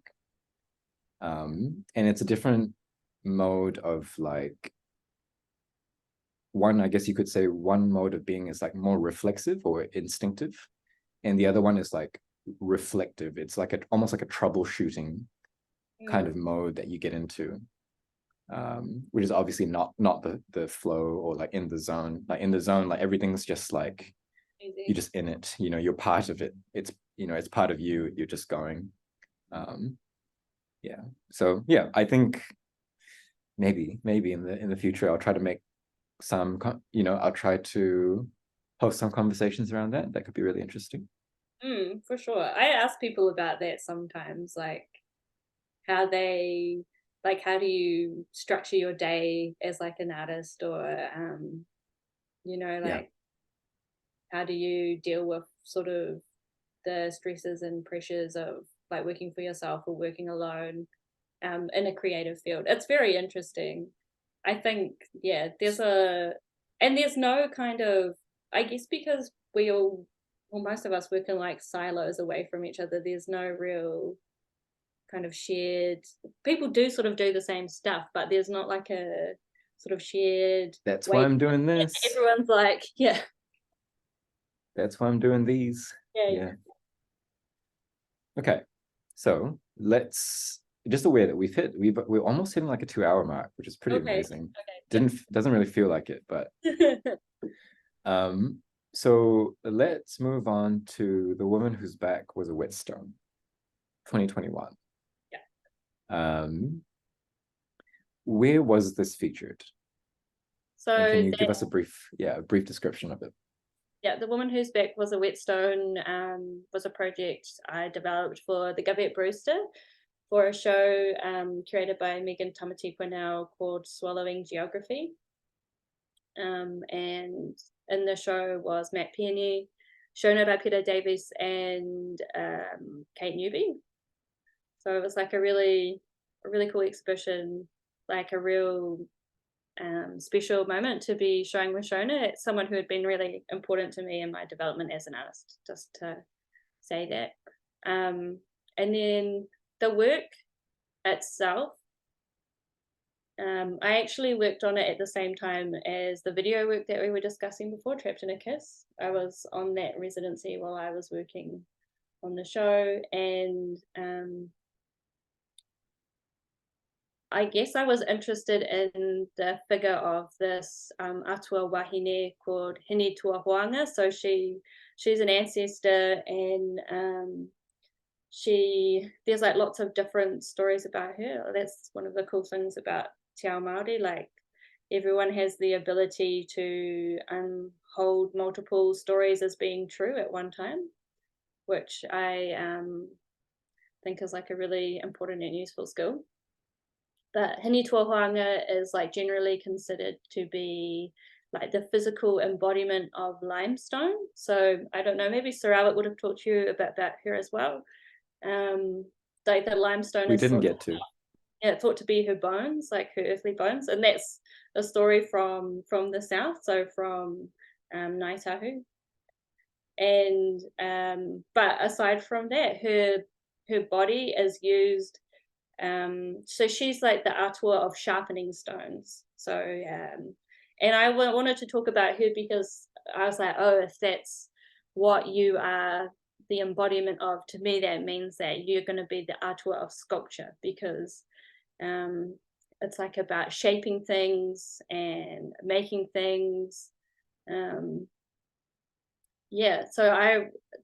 This was also sort of like a way of connecting with a type of history, or like an art history, like reclaiming an art history, or something like that, I think, in the project. And the work consists of these 3 large steel structures. The structures are like based off Ackmans, which are also another seawall feature. So they're usually these big cast concrete forms. They're geometric. They look like modernist sculpture. I think that they are German Ackmans, but they're used sometimes in warfare as well to kind of make terrain sort of, you can't go through it in different types of vehicle. But in the case of the show in Namotu, they're across the break, and which the break protects the harbour from the tidal elements, I guess. And then on the 3 different steel structures, each of them has a slab of limestone on them. And in the limestone, I like enacted 3 different actions. So one of them is like slicing, it has like slices in it. And then another one is pounding. And then I think that the other one is like rubbing, or I can't quite remember exactly what the 3 terms I used were. But I took like, as part of the research for the project, I went to Pukeariki, which is the museum in New Plymouth, and I visited local examples of huanga. So huanga you would use to like sharpen your tools, maybe weapons, but maybe just, thing like a toki, your axe for cutting down trees, like lots of different practical implements in the world. Okay, so in describing this, you did kind of gesture towards the process, but what if you started from an account from the process first? Like, how did you come to this set of like parameters that you wanted to play with? Well, I think I came across Hini Tuahuanga. I came across her name, and so I think I was looking at like a whakapapa chart, like a genealogy of all of the things. And like in Te Ao Māori, whakapapa is everything, so everything has whakapapa, like. And I was like, I'm always been interested in like stone, like gravel, like these kinds of materials. And I saw her on a list, and I was like, hini tuahoanga, sandstone, that's interesting. And then I think I Googled her name, and or maybe I put it into, do you ever go on Papers Past? I haven't in a bit, but I do know it well. I Yes. use Papers Past a lot. Like I'm always, it's like a repository of like historic newspapers. So I put her name into there, and this article came up, and blah blah blah blah. But it was sort of like a description, like I guess different translations of the name, and it was like, yeah, the woman whose back was a whetstone, the girl standing as grindstone. Like there were a few different descriptions of how her name could be, I guess, interpreted. And I was like, oh, that's definitely something. And so I put that into like a big uh, Google Doc I have, which I call journal. And then I was just put that in there. Like, okay, cool. And I'll come back to that. So that was kind of like simmering away. And then when I got invited to do the project, I was like, yeah, I think it could be a good time to look at that idea. And so, yeah, I knew like she was kind of the conceptual backbone of the idea. And I did multiple site visits to go and visit the gallery space to see where I was going to be showing the work. And when I did that, I could tell that like I was in this space that it has this like roof like this, and then the gallery is like sort of floating. So you access it by stairs on this side and this side, and then stairs down here. So there's like a wall here and a wall here, but there's voids on either side of the space. So I knew that I had to make sculptural work. And then sometimes what is good to do for me is to transform the gallery into a different thing in my mind, like conceptually. And so I was like, oh yeah, this is about hini tuahoanga, like what if I think about the gallery as a body and like this roof is like the back. And so that was in there. And then I was wandering around like on a site visit, and I went out to the break and I saw those Akmon forms there. Like I was really struggling to come up with a form for the project.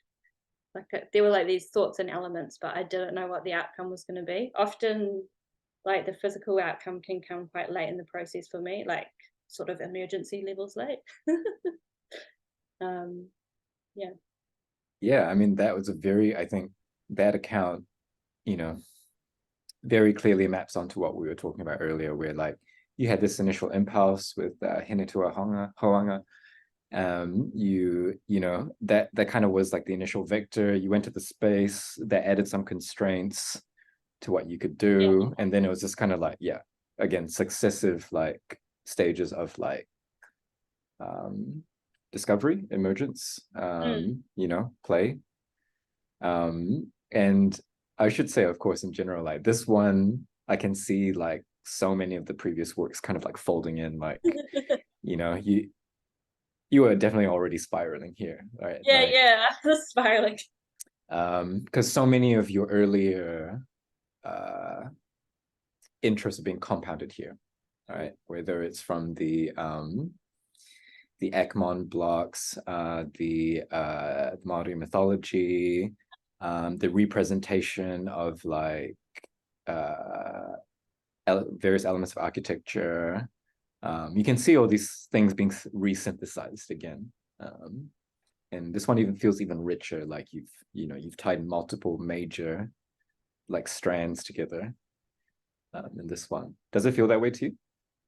Yeah, I think I guess because I kind of figured out some of those things, like how to deal with them, I was really able to approach the projects like conceptually. So I knew that it was like about abrasive, something that is abrasive, that has the ability to shape things, like her as a figure. But I was also thinking about how like the stone, the sharpening stone, or like an abrasive thing is also shaped like by the thing that rubs against it. It's like a reciprocal Yes. relationship. So, Yes. Hmm. like we're both shaped by our relationship to one another or our relationship Hmm. to things. And so because I had that in there, I was looking for the thing that was going to help me express that. And then when I came to see like the Ekmons and these forms, I was like, oh, but it seems really obvious, right? Because it really does connect to the seawall and to all The this stuff. seawall. But I was like hunting for something. I needed something. And when I saw them, I was like, oh yeah, like they're about resisting like a force, like a natural force, but like sort of a like an attempt. Maybe it's not successful, like the Ekmans need to be replaced, or they can create their own problems in terms of like sediment, and they can change the ecology. But it was also like that structure, that man-made structure, is built to protect the harbor, which is like industrial. And in New Plymouth, like the big industry there are like extractive, oil. And I was like, yeah, these are, I think, like you say, like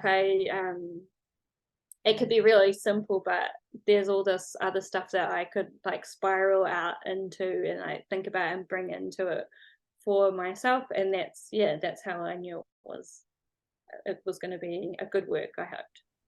And I mean, we've more or less implied a lot of this, but using this work as kind of like a milestone of sorts and looking back, like, Mm. is there anything you want to say about what you notice in terms of like what may have changed over the course of like, between, the Blue Oyster Show and this, or is it still a bit too like No, beyond I what think we've already said? it's more playful, I think. And I was more assured in my ability to research and come up with something. And yeah, I think it just demonstrates like the concepts are there, like there's these similar concepts, but my methods of research were more advanced. Like I felt more comfortable in them, and the ways that I executed the project, um, just like practical stuff. Like I was like, yeah, I have the skills that I need to be able to do it. I have faith in my ability. It's not always comfortable to do the different things that you have to do to get to the end of the project, but it was all there. And so I think I had more time to kind of um, tussle with the conceptual side of things. And because this work is like, 2021 and it's 2023, like has much changed in the last couple of years? Like I mean, we obviously have a little bit where I want to ask you a bit about the Walters Prize, but before we get to that, like to you, is this motion that you're tracing still continuing It is still into what you're doing now? Yeah, actually, and that's a good link to the Walters Prize, because that work was part of the body that was nominated for the prize Mhm. exhibition. So, in some ways, like there's like another work in a video, and they form like a body of work that was selected by the panel. Um, and I think that it like represents a language, like a sculptural language and Mhm. a sculptural method. And for the exhibition, I will continue to use that particular like way of making. I think in a way because that's sort of what is expected of the show, but because it feels good, like it's a stable, um, you know, like I think that it's broad, but it's doable. That's no, that's perfect. And I think, this is probably a good point as well to get into slightly more like woo-woo reflections, Mm. maybe, where it's like, you talk about this momentum continuing and more or less the shape of this process continuing. And do you think that's just because that's part of you and how you live and how you like compute the world or digest things around you? I think it is. I do. I think that one thing sometimes I worry about, like, developing a practice and that I've developed this skill to work in a really particular way to me that is maybe not relevant for any other output. Do you know what I mean? Like, I'm like, well, I get how it. would I use this in another type of work? But Yeah. at the moment, that's not my concern. At the moment, I am like practicing as an artist. So yeah, I think that it's just been about like refining what enables me to like do these different things the best. But it's still hard. Like creative Yeah. work is really hard. Yeah. I think just because you have a better feeling for it and you're more confident in it doesn't make it like necessarily easy. No, In it's fact, like it can be a reason to kind of push yourself harder because like some yeah. of the shape of it so well. I've read this before, but it's like a sort of thing that sometimes people say about creative people or about creative practice, where like one of the reasons that you become dissatisfied with your output or whatever is because you start out with ideas but not a very good skill level, and then as you progress your skills increase but your expectations also increase, and it's hard for you to like meet those ideals that you place in front of yourself. Absolutely. Absolutely. I mean, I definitely can relate to that. I think I And definitely relate to that. I'm always like, should be better. Why isn't this better? yeah, yeah. Or sometimes I think every kind of like significant writing project, I'm expecting to see these like massive leaps, Yeah, between them. And I'm like, sometimes that just doesn't happen, and that's okay. But yeah. it can be harder to actually like buy into that and be like, oh, it just feels like, again, like a small iteration on what I did Mm, last time. And trying to be okay with that as well. Because I think, I don't know, maybe another kind of resonance that comes out of what we've been talking about is that if part of why a process or methodology develops in this way is because it's actually just getting closer to how you work. yeah. um it's maybe also just coming to terms with that fact that like that is how you work, and that as much as you aspire to or have ambitions of revolutionizing that and like breaking free, um that may not be, yeah, that may not be practical or realistic, because it's like, well, you're not suddenly a different person, you know you don't suddenly have all these different, you can't institute suddenly like a whole new set of tendencies or like leanings. Like these are obviously very, very deep entrenched things in you for whatever reason. It's really And funny. Like sometimes, like at the moment, I'm working on a project and it's kind of coming to fruition, like at this time, and I'm like, oh, it's just another one of these. It's like, oh, I hope that the gallery will be okay with can I receiving this. keep getting away with this? Yeah, yeah. I'm like, oh, it's just. I was like, it's quite similar in a lot of ways to lots of other things that I've made, and I'm like, yeah, that's in a way that feels sad for me. I was like, oh, I thought it was going to be something different, but it's actually just a continuation of everything else. But yeah, it's true. It is what it is. And this is something that definitely came out of my conversation with Soraya, where they were like, the show or the exhibition is just what where I happen to be. It's, to them it seemed less about ambition or like aspiration and more just about a snapshot, Yeah, or a cross section. I think for me, I think about it differently, but I don't know if it is in reality different to that. So for me, an exhibition kind of represents like the end point of a project or research. And so it's like a marathon, right? You're training and then you got to do the race. So you're doing the race and then the race is over.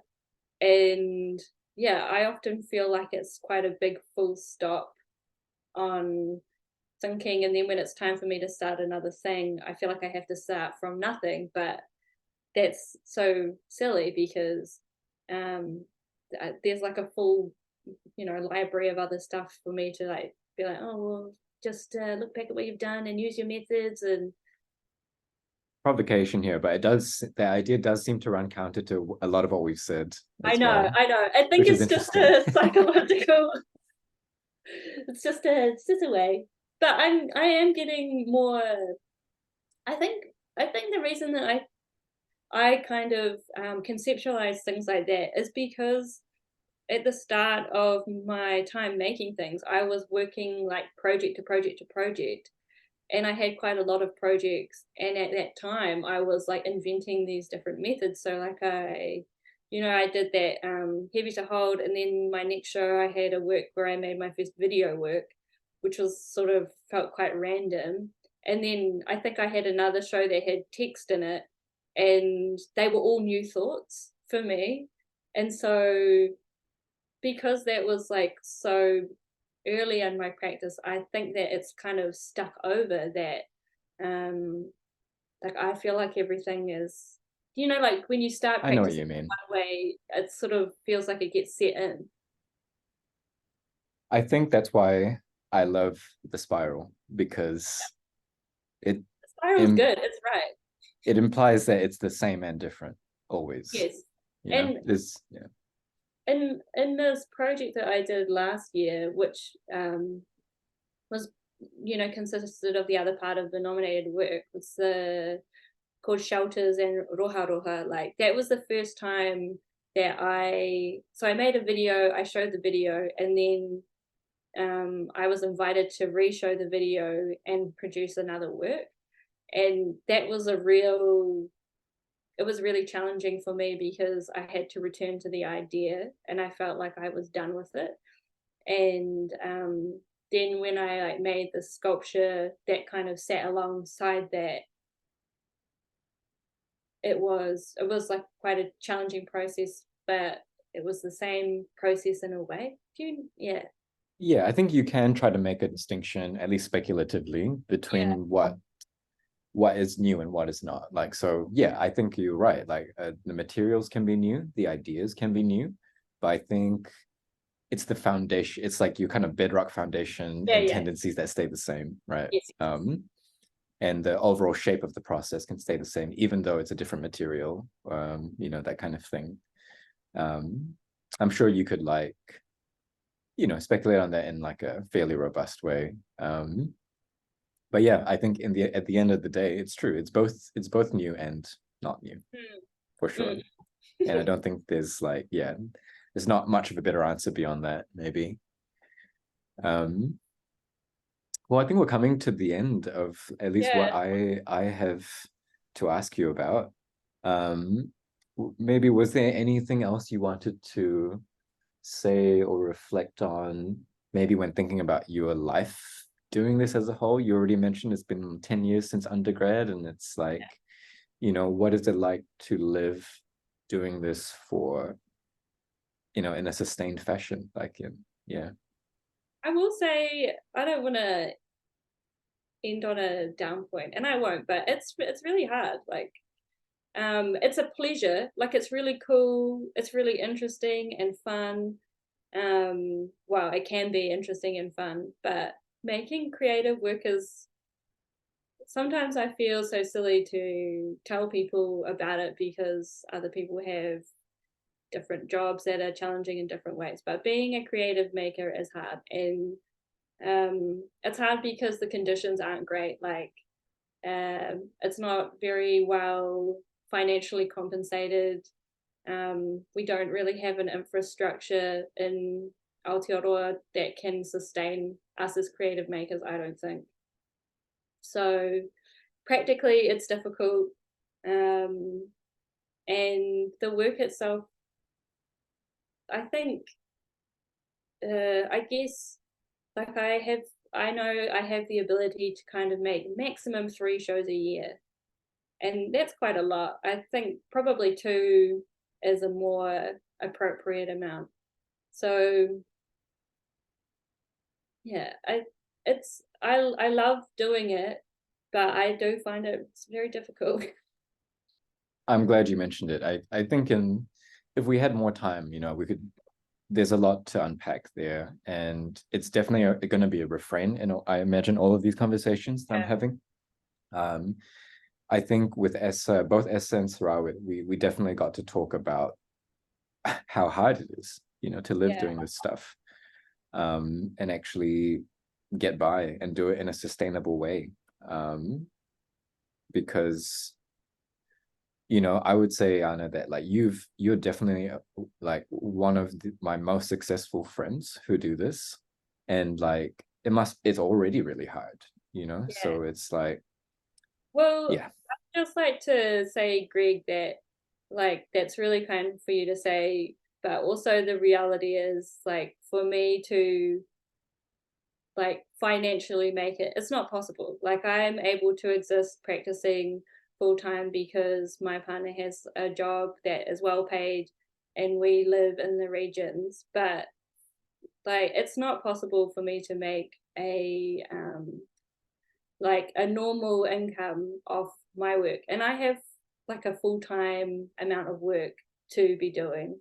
So it's that at the end of like that's something that I really struggle with, the kind of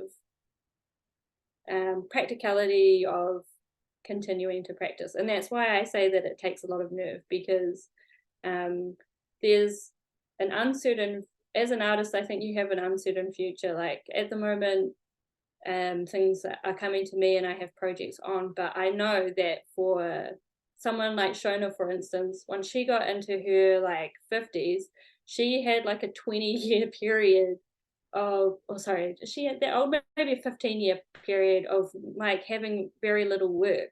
So it's confronting and scary to think about how to exist as a maker.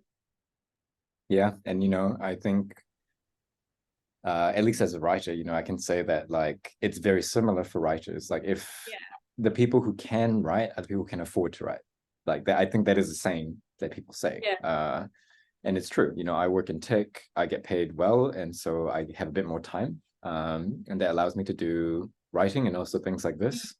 And many people do not have this opportunity. I'm very privileged. And it's worth pointing out, I think, because as many nice things as we can say about what we do and the process and the products of what we do, it is really hard.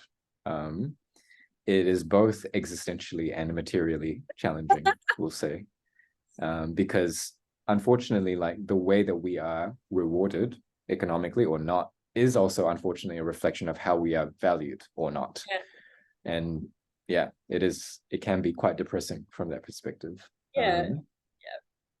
I think just another thing to say is like there was a time where I was thinking about what a sustainable career could look like for someone like me, and the pathway that I thought I would pursue that would be by being a lecturer at a university, because that's a job that lots of artists have, where they get paid, as part of your research output. You're paid to do that, and the university values the work that you do. But the way that things are going, it seems like a less and less viable option with the cuts that universities are facing and like the instability of sort of that sector. So I don't know. Yeah, and I don't think anyone has like the answer yet.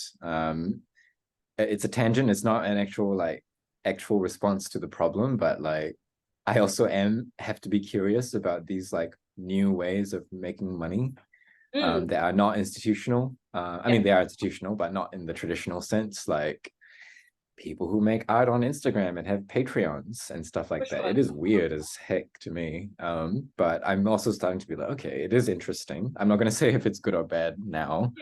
But like, I don't know. Yeah, I think the search and struggle continue. Maybe in the future, it would be cool to try and maybe even do like a little round table on some of these topics. Like you mentioned, you raised a couple of interesting ones, like performance, like, and performance psychology.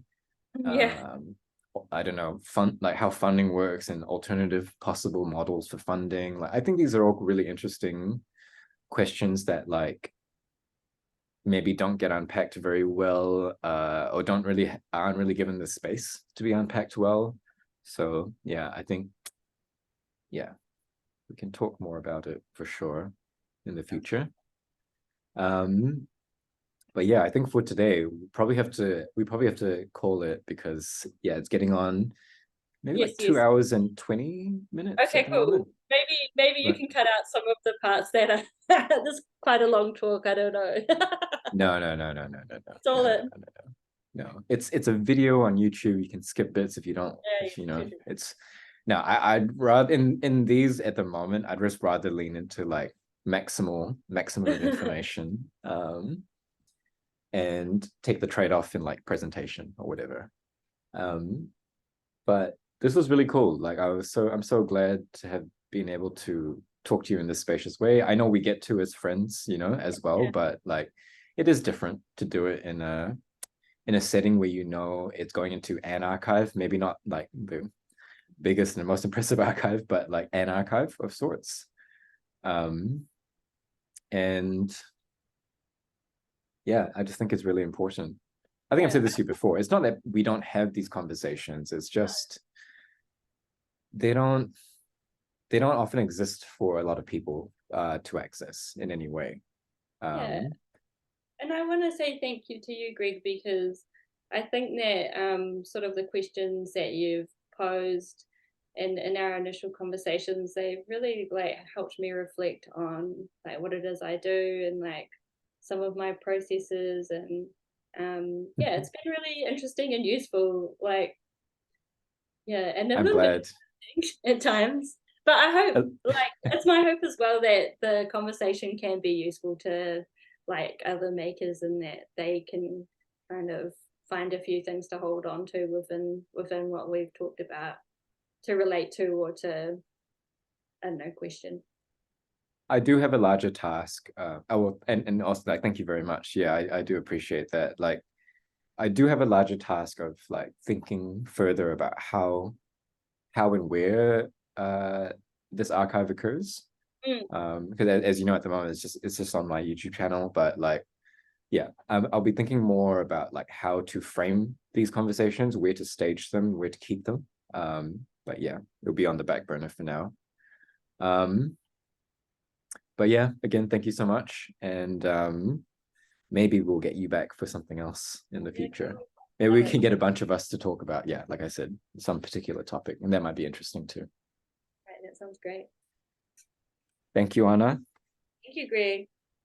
I'm going to stop the recording now.